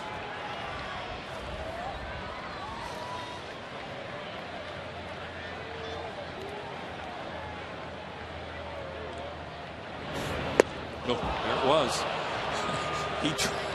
He tried an emergency swing at it, but man, he throws that thing with 2 strikes. It's almost unhittable. Big curveball. It probably was a strike too. Active career leader in earned run average. He's the only one in the National League under 3. Wow. Look at those pitchers. Look at that company. So now Rollins, who tripled his last time up, was thrown out, tried to score on a hot shot 1-hopper by Polanco.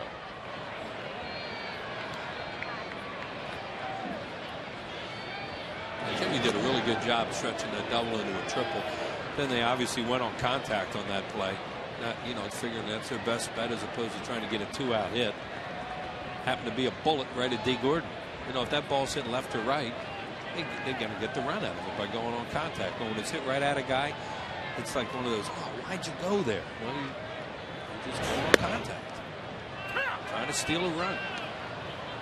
Especially against a guy like Kershaw in a tight game.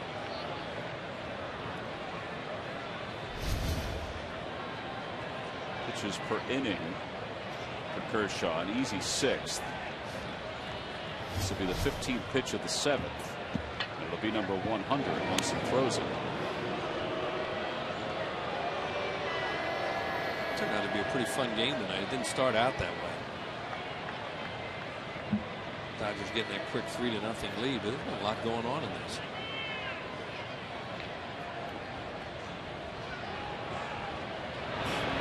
A curve that drops in for strike 2, 0-2. Talking about Koufax, I mean, that's what he threw. Fastball, curveball. 2 pitches.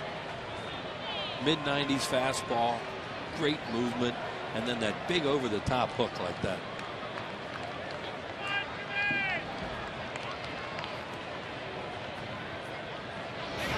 Does it again off the end of the bat. Another hit for Rollins. Galvis stops at second. Jimmy 2 for 4.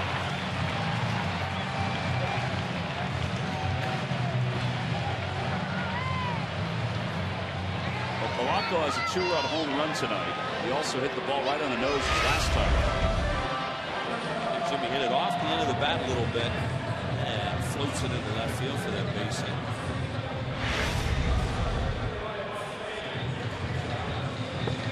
Talking about the outfield arms now, Bobby Abreu, they now list him at below averages.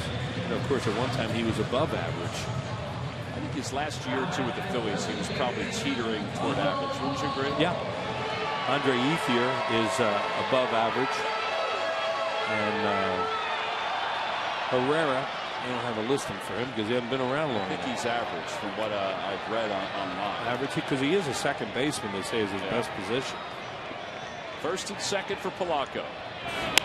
Line drive back toward the middle. Hairston tries to get it on a hop. He can't get it. Galvis doesn't know where it is. He'll hold up the third.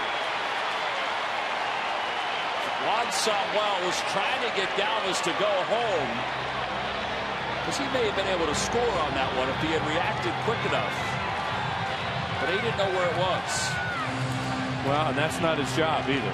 His job is to watch the third base coach when the ball's behind you like this. Let's see what happened. This is a heck of a try at second base. This little humpback liner. See Kershaw's reaction right there. Now it kicks away. They can't get anybody because he flips it past. See Jimmy waving to. Now let's see what Freddie Galvis does here. They shut it down. They shut it down coming into third. I can't see what Juan Samuel was doing. I thought Juan was trying to get him to go, but I could be wrong. Yeah, you don't know. But he did shut it down going into third.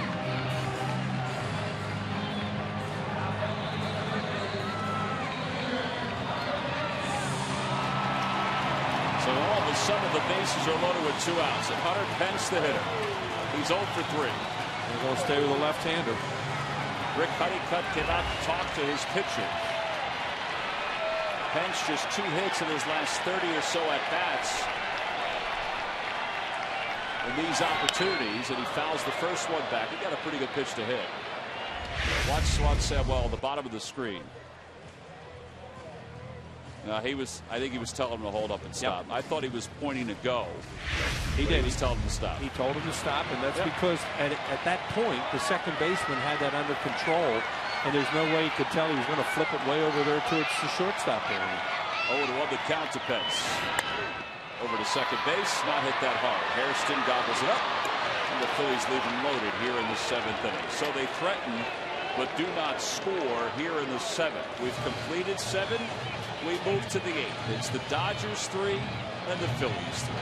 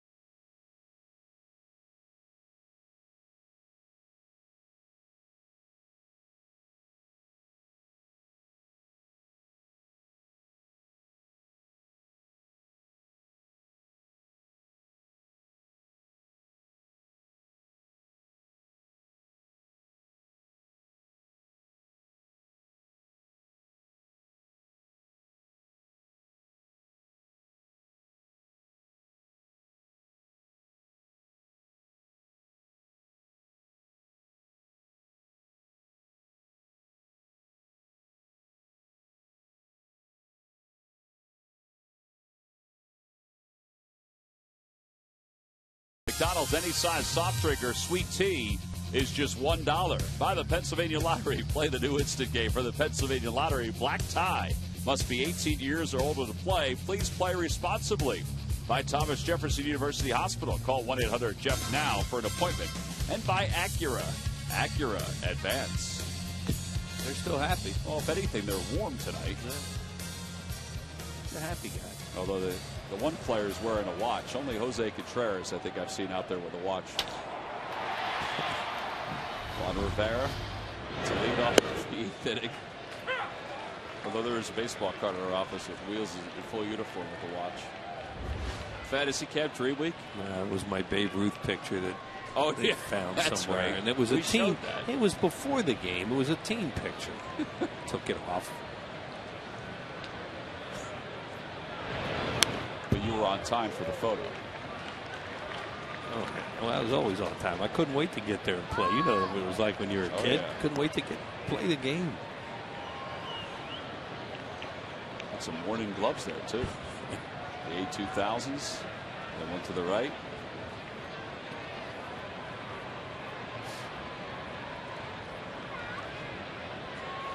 Oh, to the count to Rivera.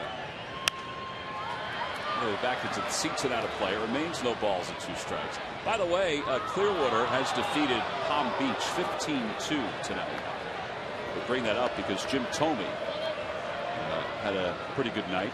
3 for 4 with a couple doubles in that game. I heard from John Timberlake down there, director of Florida operations for the Phillies, and he wanted to pass along also that it was 81 degrees. Rubbing it in.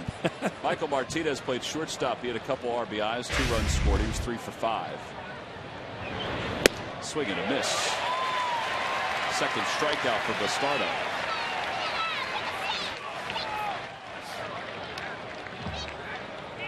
Bobby Abreu, the hitter.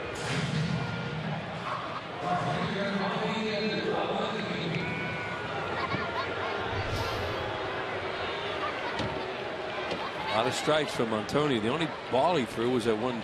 He said that Carlos gave him the evil eye a little bit. Yeah, I mean, it was noticeable. Like there was a surprise in his face.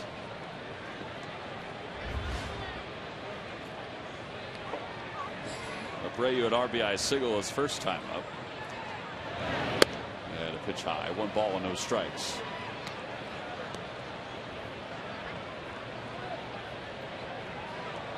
Belisario continues to throw in the pen for the Dodgers. Bobby Abreu has a lifetime .293 average, which is 25th among active players.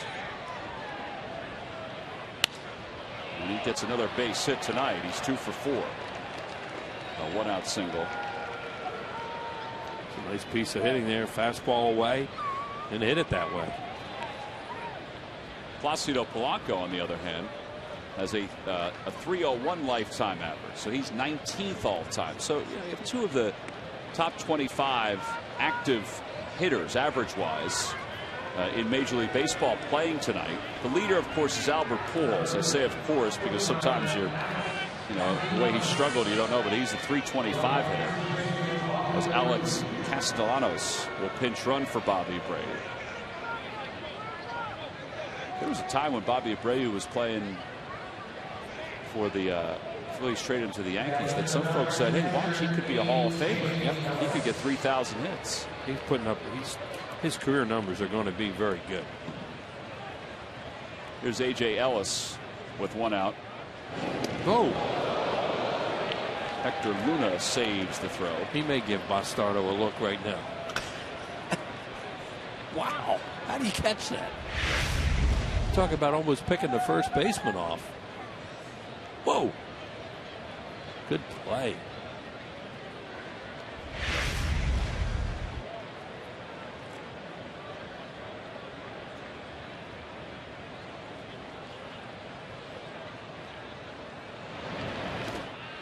Ruiz blocks it.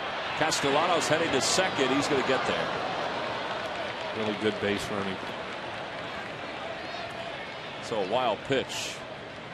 And it's 1 ball and no strikes to Ellis. So the double play is no longer in order. Right, takes a double play away, puts a go-ahead run in scoring position. This is very good base running, though. Ruiz, it hits the heel of the glove, bounces away, and Castellanos read it perfectly that it was going to go far enough away that he could advance to second base.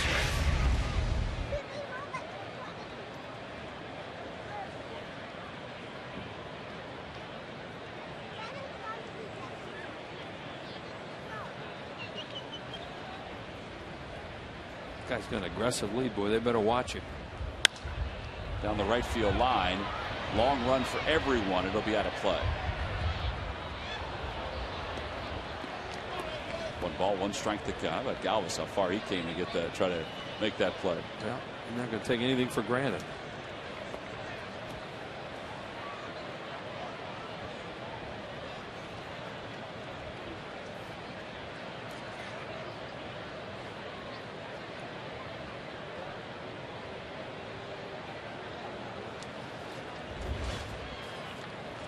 Ellis has struck out twice. His last strikeout led to the ejection of his bench coach and his manager. At least it was part of the scene that was planted that inning.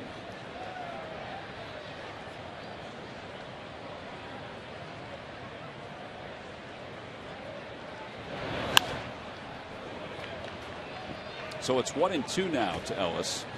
Dodgers lead the Giants by 2 games right now in the division, or 3 games right now in the division.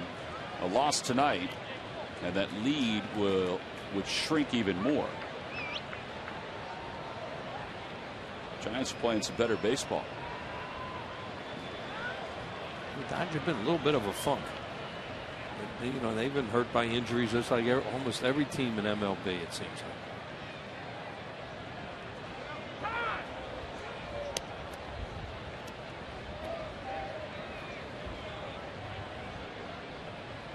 Started really slowing it up right now with men on base. I think that just frustrated the catcher a little bit. after Schwimmer gets up. And that hit him. So first and second now with one out. Second batter that's been hit tonight. And it'll bring Hairston to the plate. Monday, June 25th, the Phillies take on the Pittsburgh Pirates. It's a 4-game series. The first 2 nights following the game, the Xfinity Fireworks Show. Tickets are available by going to Phillies.com right now. They have Tony Gwynn Jr. and James Loney on the bench.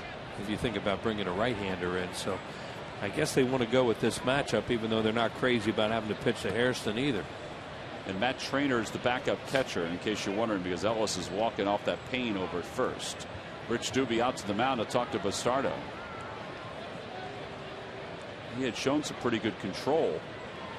Well, I'm watching 3 hitters. Watching him out there, and you know they do get a little upset sometimes when he slows up the way that he's doing with men on base, and all of a sudden he gets out of whack, and that's what looks like has happened again because he's all over the place.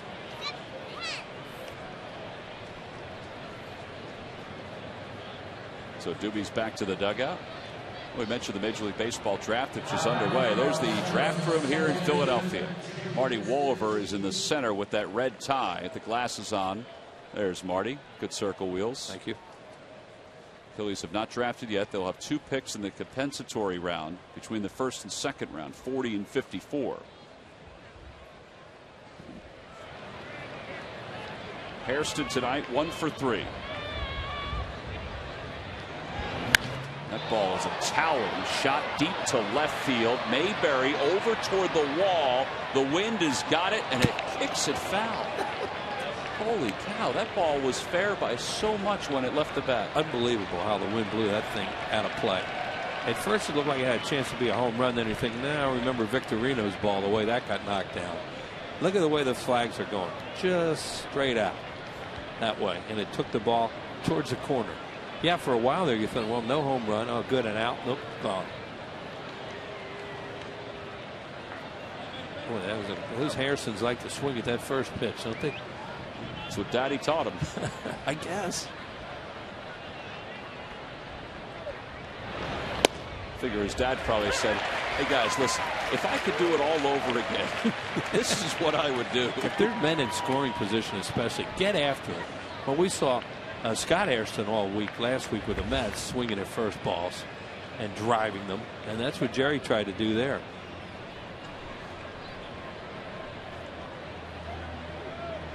Oh, and 2 the count to Hairston. Don't throw him a strike here. They do, and he fouls it back. Ruiz fire that ball back. No, that was not supposed to be in an area where he could handle it. And he's thinking the same thing. Why we don't have to throw him a strike here, as aggressive as he is. You know, throw something out of the zone and maybe he'll chase it.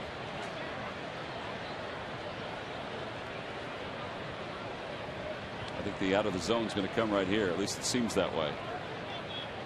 Nope, it's going to be the turn back to second.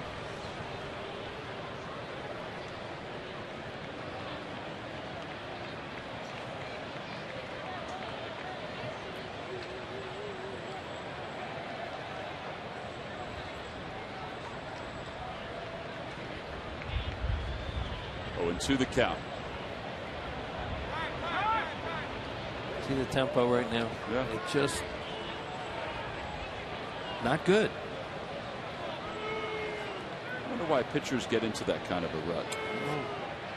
You know, they're taught their whole life to, you know, not to slow it down to a snail's pace. He's got his infielders back on his heels, his outfielders. You know, granted, he doesn't want to let Castellanos just get a free run off second, get to third with less than 2 outs. And that's good. You know, do some things to keep him there, but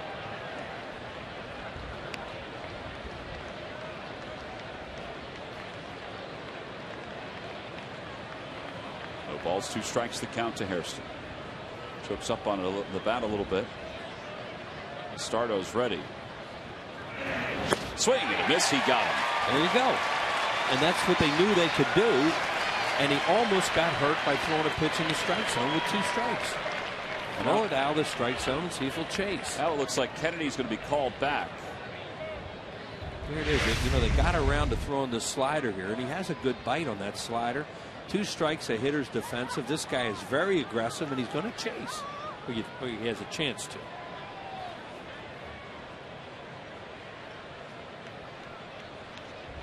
Boy, DeJesus has a bat in the on-deck circle for the Dodgers. So it looks like he's going to pinch hit.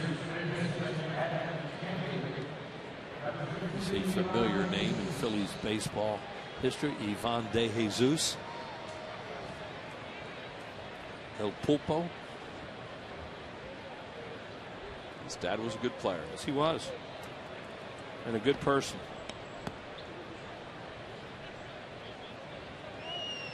Looks like Charlie's going to stay with Bastardo here. Schwimmer's been warming up in the pen. 11 games for DeJesus, .318 hitter, no homers and 3 runs batted in. Remember what we talked about, what they have available left-handed, so that's in their mind on the Phillies bench. Loney in particular, who's got a bat, and he's at the top step of the dugout. Yep.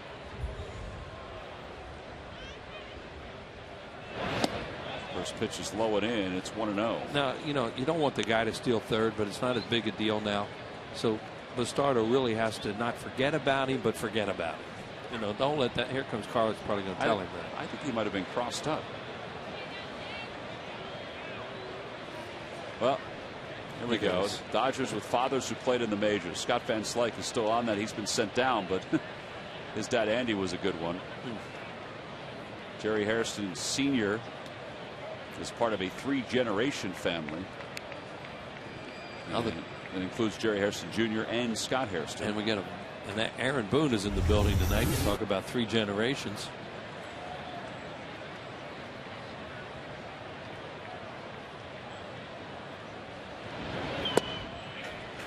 Throwing the slider for strike 1. 1 ball, 1 strike to count. Clayton Kershaw, his night is, it seems to be done with Loney on deck.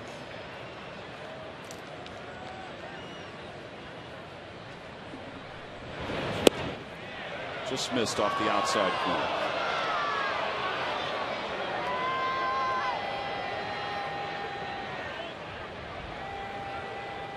Kershaw goes 7 innings tonight. Allows 8 hits and 3 runs. Phillies got to him a little bit and just couldn't score that extra run.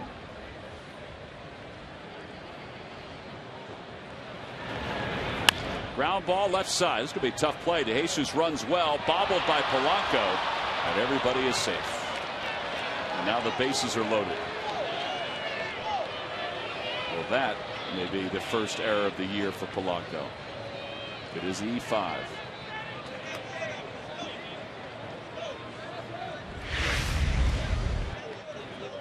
She said tough play.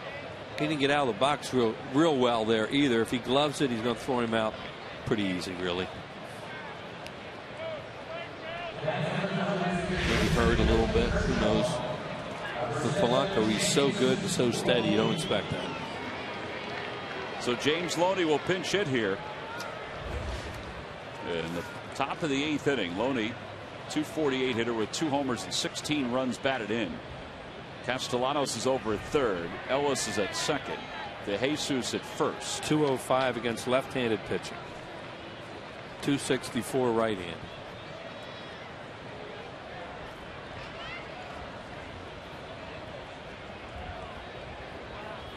So Kershaw tonight goes 7 innings.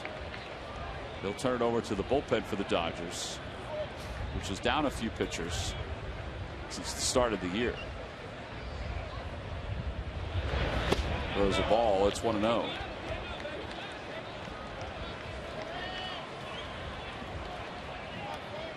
So Loney with 2 grand slams, a .324 batter for his career with the bases loaded. Very good first baseman. He's been hurt too. He just came back.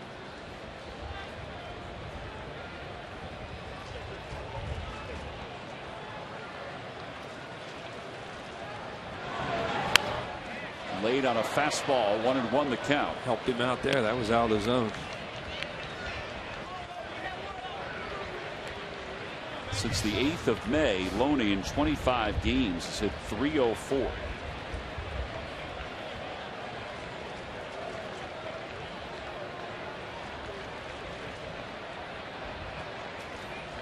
Wheels mentioned 9 for 44 against lefties. Still dangerous though. Oh yeah. Grounder to first base. Luna takes the big hop. He'll run it to the bag. Bastardo works himself in and out of trouble here at the top of the 8th inning. So no runs, 1 hit, 3 men left. On to the bottom of the 8th with Ruiz due to lead it off.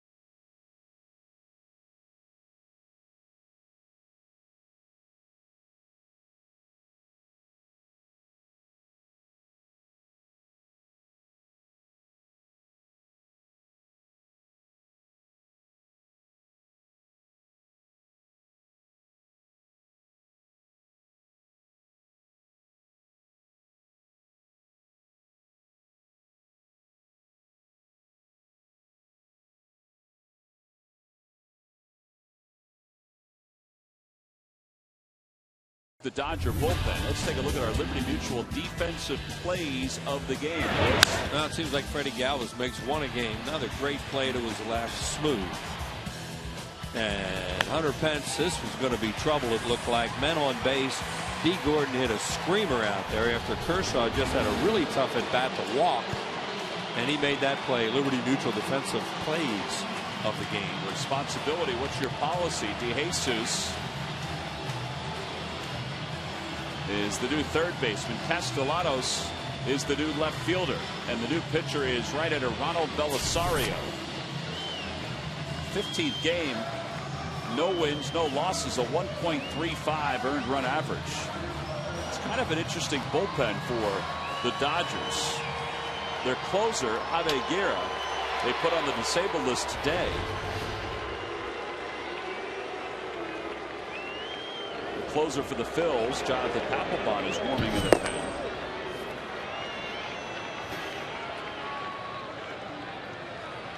So Belisario will face Ruiz to start it off, and he delivers a strike. It's 0-1. Carlos 1 for 3 tonight, his average at 370.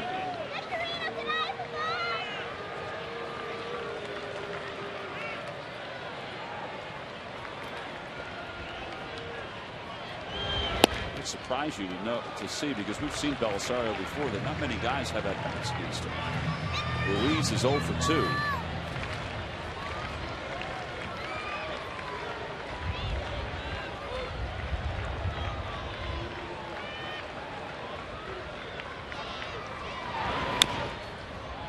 One and 2 the count.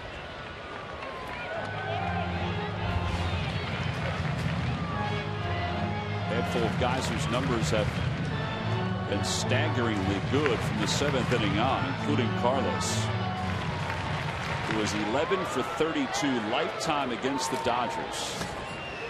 And in the postseason, he has hurt them. Back to the box. It's a good play. He used all of his size to make that play. 1 out.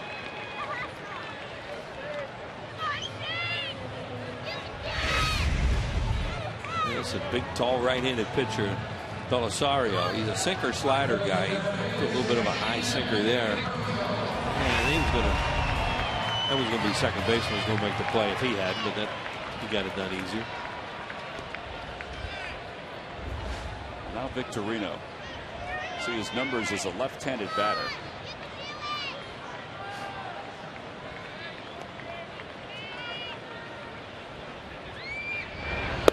Originally the property of the Los Angeles Dodgers before he was picked in the Rule 5 draft first by the Padres, sent back to the Dodgers, and picked by the Phillies.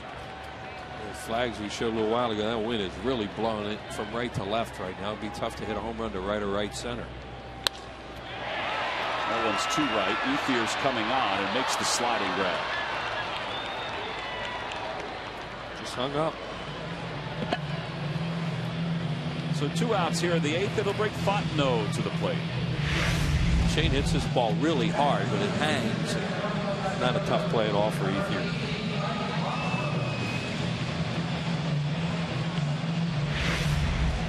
A little affirmation for Belisario. Yeah.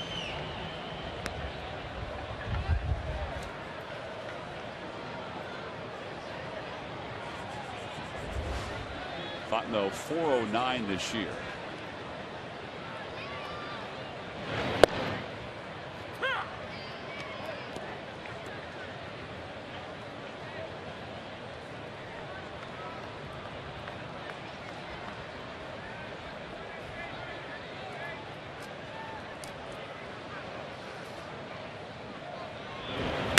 Oh, right back to the box. Wow, that ball was smoked. And Belisario somehow was able to recover and make the play. That hit off his chest.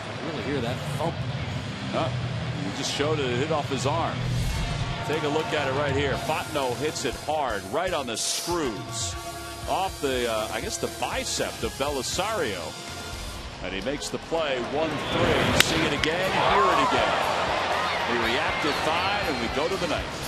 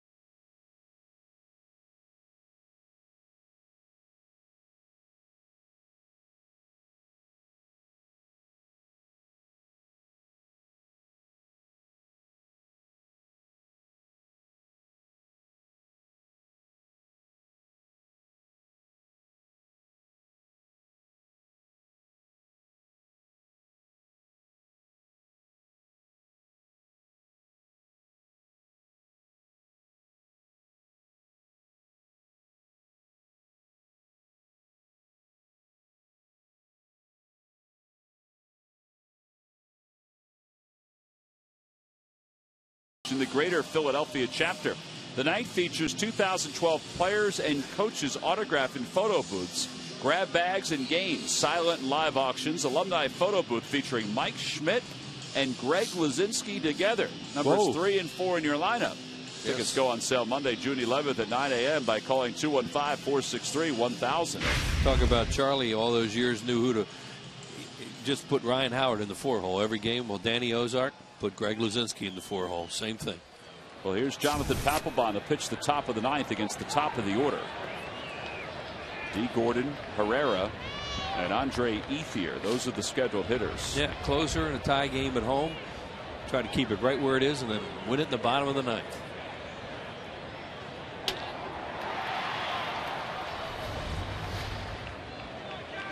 Gordon has been on base twice tonight. He has singled, an infield single.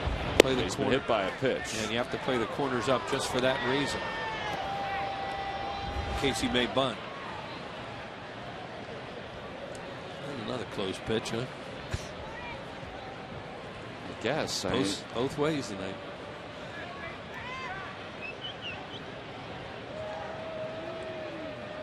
1-0 the count. He bunts in the air, foul.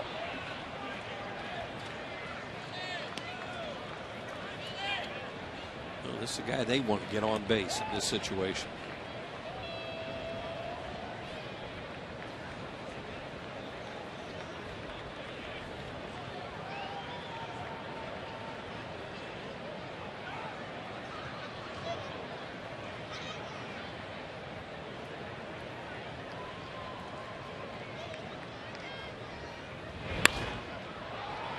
To the count to Gordon. Every time the Phillies retire the opposing team 1-2-3, which is what Pap's trying to do here in this inning. Comcast will make a contribution to Phillies charities. Phillies baseball is brought to you by Xfinity, your home for the most live sports, giving you all your favorite sports all year long, including Christmas. Santa weather tonight. Get the sleigh ready. Well, now the corners move back, but they're still close to the line. Polanco not as much as Luna. And the 1-2. Oh, Papelbon's not happy about that. Well, he'll show his emotions.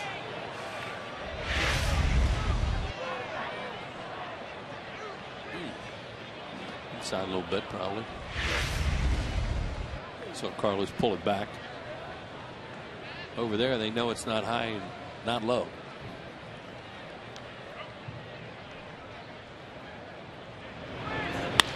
Line drive, base hit. That's going to be trouble. Victorino's got to hurry to get to it. Gordon can fly.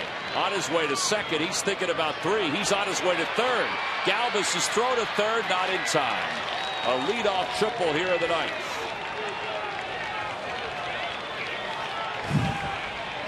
Well, that's the one guy you didn't want to get on base, but especially get him all the way to third. Now Papelbon's looking at the umpire.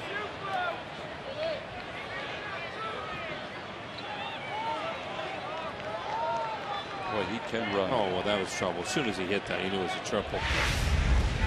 There's no way to prevent a triple the way he can run. Pitch was down a little bit, and he hit it hard. Shane Victorino does everything he can do, and with 90.9% of the players in this league, Shane would have held him to a double. So now Herrera 0 for 3. The infield is in for the Phils. And he hits it through the hole on the left side. And the Dodgers take the lead here at the top of the ninth, 4-3.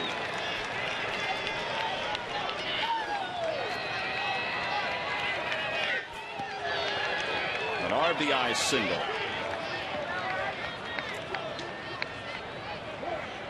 All right, keep it right where it is.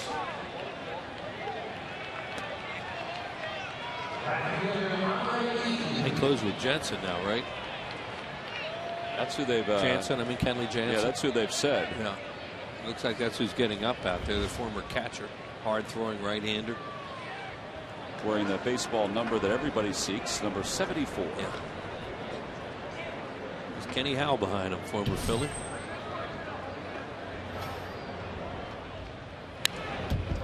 Oh, and 1 the count.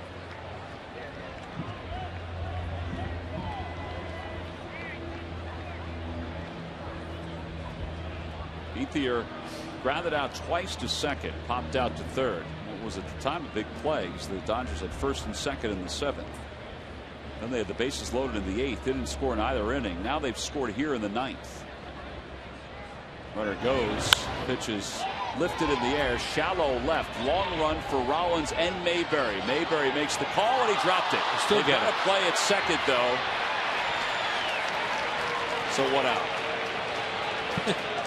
Boy, did the wind kill that thing. Unbelievable the way it knocked it down. They're playing in double play depth. And Herrera kind of got caught in between there. He thought the ball was in his glove and he started to run back to first. And watch what he does here. He'll try to find it. They were deking him. Now he looks. And at that point, it's in Mayberry's glove. He hightails it back, but it was not in his glove. I wonder where he even was. He touched second, took a step back, and then moved forward 2 steps in front of the bag, and then went back. You know what I'm saying? Yeah. Almost as if he went past the bag. After touching it, he stepped back, and then looked like he went past the bag again. Not that it matters. Well, that would have been something to, if he'd have reached second safely, that's something they might have thought about.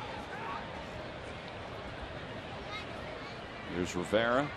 0-1 to count to him. 0-2 the count.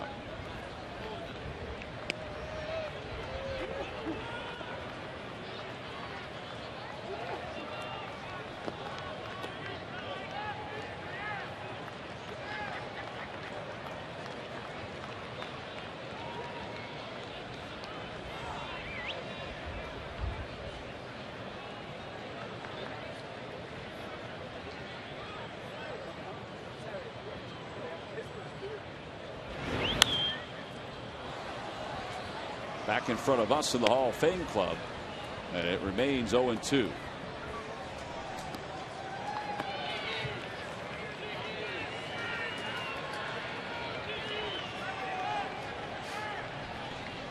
Looking ahead to the Phillies' ninth inning, Mayberry, Galvis, and Luna are the scheduled hitters. Phillies are down by at least one, 4-3. The 0-2 pitch to Rivera.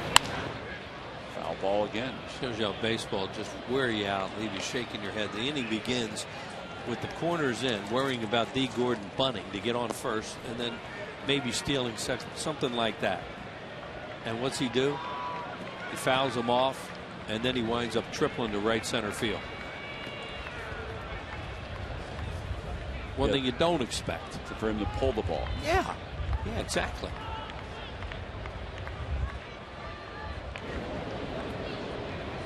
You know, you thought, well, he's going to try and bunt his way on, get a little infield single, something like that, and he winds up at third with nobody out.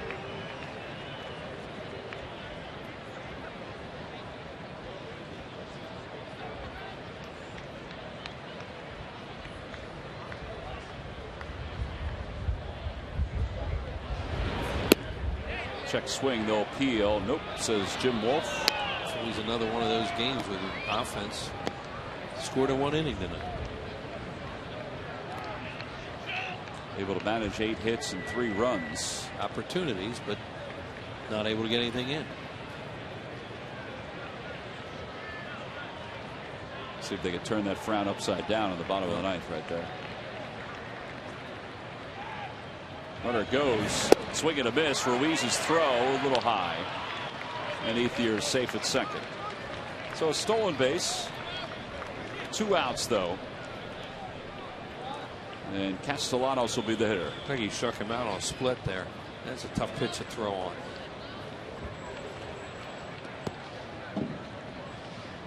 Papelbon letting Ruiz know something about this at bat. Well, changing the signs too. You know, with that runner at second base, they want to make sure they're on the same page with the signs. After the game on Sports Night, complete highlights, post-game reactions, and analysis from this matchup, plus reports on the Eagles as they get back to work for organized team activities. Get all the news Philly fans need to know on Sports Night, presented by Toyota. Toyota after the game, only on Comcast Sportsnet. Swing and a miss, the first one. A breaking ball from Papelbon.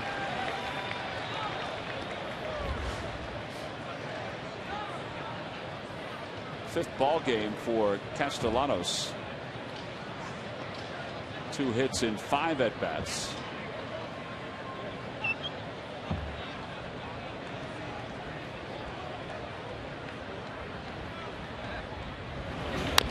Oh, 0-2 the count.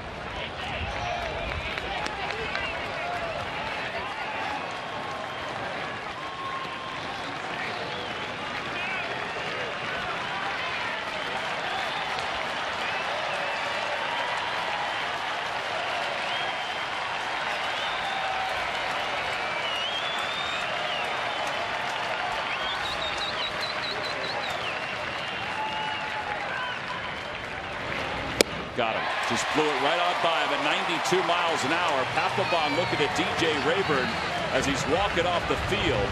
He's barking at Rayburn. It tells him to just go back to the dugout. Now Papelbon's walking over to him. He knows he's going to be out of the ballgame anyway. Right. So he's going over to voice his displeasure. And Rayburn's asking Charlie Manuel, hey, you going to come get your pitcher? Darrell Cousins is trying to separate too.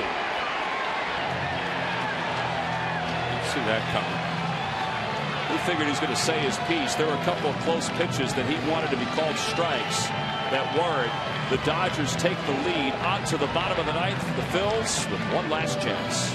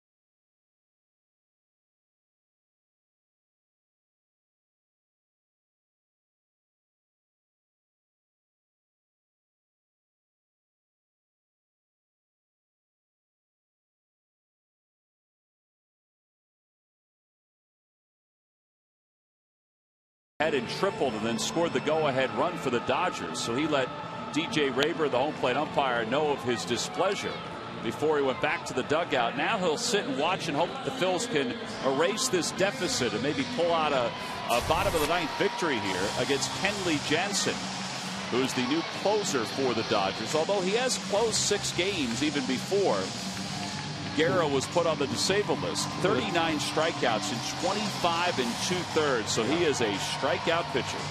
Yeah, this guy was a catcher at one time. Turned him into a pitcher and a relief pitcher. Bring him in, let him throw hard for 1 inning. 93, 96 fastball, slider, cut fastball. So what that tells you when you look at it, everything's coming at you hard. So John Mayberry, Freddie Galvis, and Hector Luna, those are the guys due up here at the bottom of the ninth inning. Well, we've mentioned it before. The Phillies had the one walk-off win in extra innings against the Astros. They haven't had that signature come from behind victory yet. Here's their chance. Mayberry had some good swings against Kershaw earlier in the game. He was 2 for 3.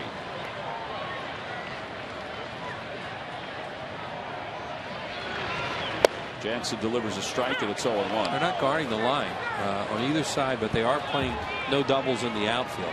No, there they go. They just move over towards the line a little bit at third, but not way over. I guess they figure this guy throws hard enough, he's not going to pull it down the line. Mayberry has never faced Jansen, and it's 0-2. Back-to-back 92-mile-an-hour fastballs.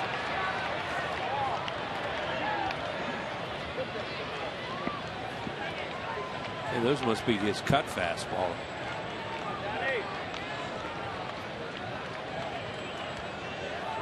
Kid is just 24 years old, and he would have been a big catcher. Yeah, big catcher. 6'5", 260. He had a big arm throwing to second. Some cutters right now. I mean, that ball's moving away. Last year, as good as Bastardo was, the opposition hit just 144 against Bastardo, which was the best in the league. The opposition hit just a few ticks higher against Jansen, 159.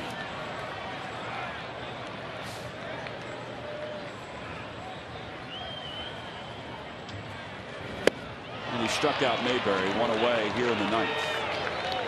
So 4 up, 4 down for the Dodger bullpen.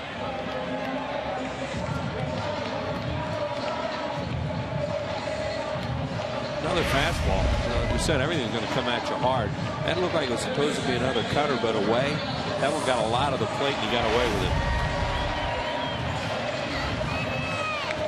Freddie Galvis is 2 for 3. An RBI and a run scored earlier in the game. His average at 234. They're thinking he may bunt here. They're going to bring their corners up a little bit. You could think about doing it.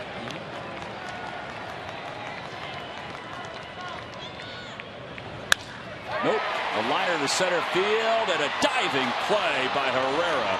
2 outs. You want to talk about a guy taking a chance. Not a good play, but got away with it. And we just talked about how deep their outfield is. And the reason being they're trying to prevent against any extra base hit. He comes in and dives for this. It's going to be a triple if it gets by him. Give him credit. He makes the play. But they're going to go to him and say, what are you thinking?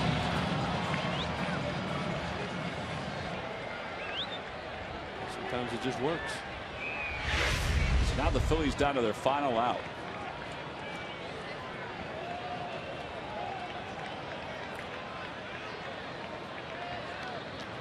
Raul Valdez is warming in the pen for the Phils.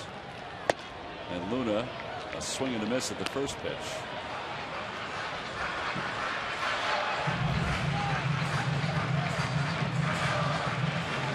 De Jesus, the third baseman, is way over toward the line. Yeah, they weren't doing that with Mayberry. They are with Luna.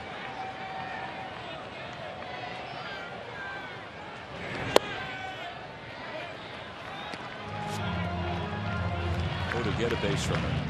Yeah, just really try to put a little pressure. It really looked like Freddie was going to get a base hit on that ball in center there. Some catch.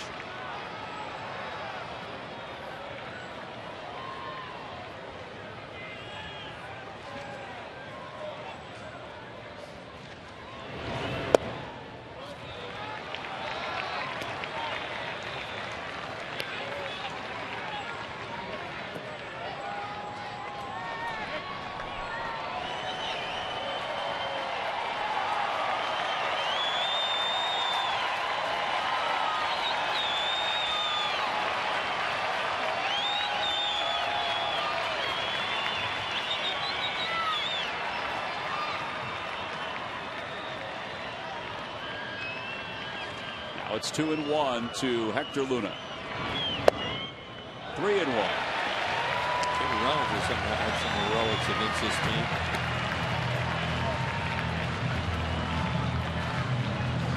He's due. The Phillies are due. The guy's not here anymore, though, that he used to have those heroics against. As somebody else is wearing his number tonight, he pitched a 1-2-3 8th inning. Yeah. Jonathan Broxton is who Wheels is talking about. They had a lot of luck against Jonathan Broxton in big games.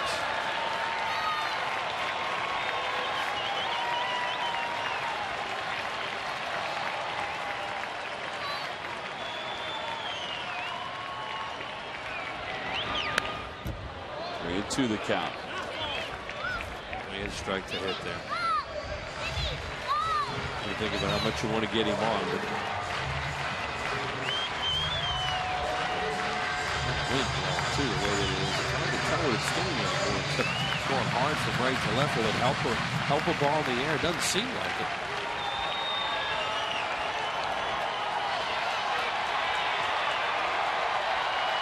Three balls, 2 strikes to Luna. The pitch, swing and a miss. He got him. The Phillies go down in order here in the 9th inning, and they fall back to the 500 mark as the Dodgers win it by a final of 4-3 and take game 1 of this 4-game series. The Phillies have lost 3 straight games here on this homestand. D. Gordon is our Chevrolet player of the game, 2 for 4, triple, an RBI, and a run scored. Phillies got to Clayton Kershaw and tied this ball game up at 3, but they were unable to put the game away. Our WB Mason deliveries of the game.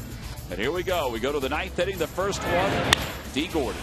D. Gordon hits this ball in the gap in right center. You see they're playing him way over to left center with his speed. That was going to be a triple. Now they bring the infield in, and Herrera just shoots it right through that hole on the left side. Triple, single, gave him the lead, and they held on.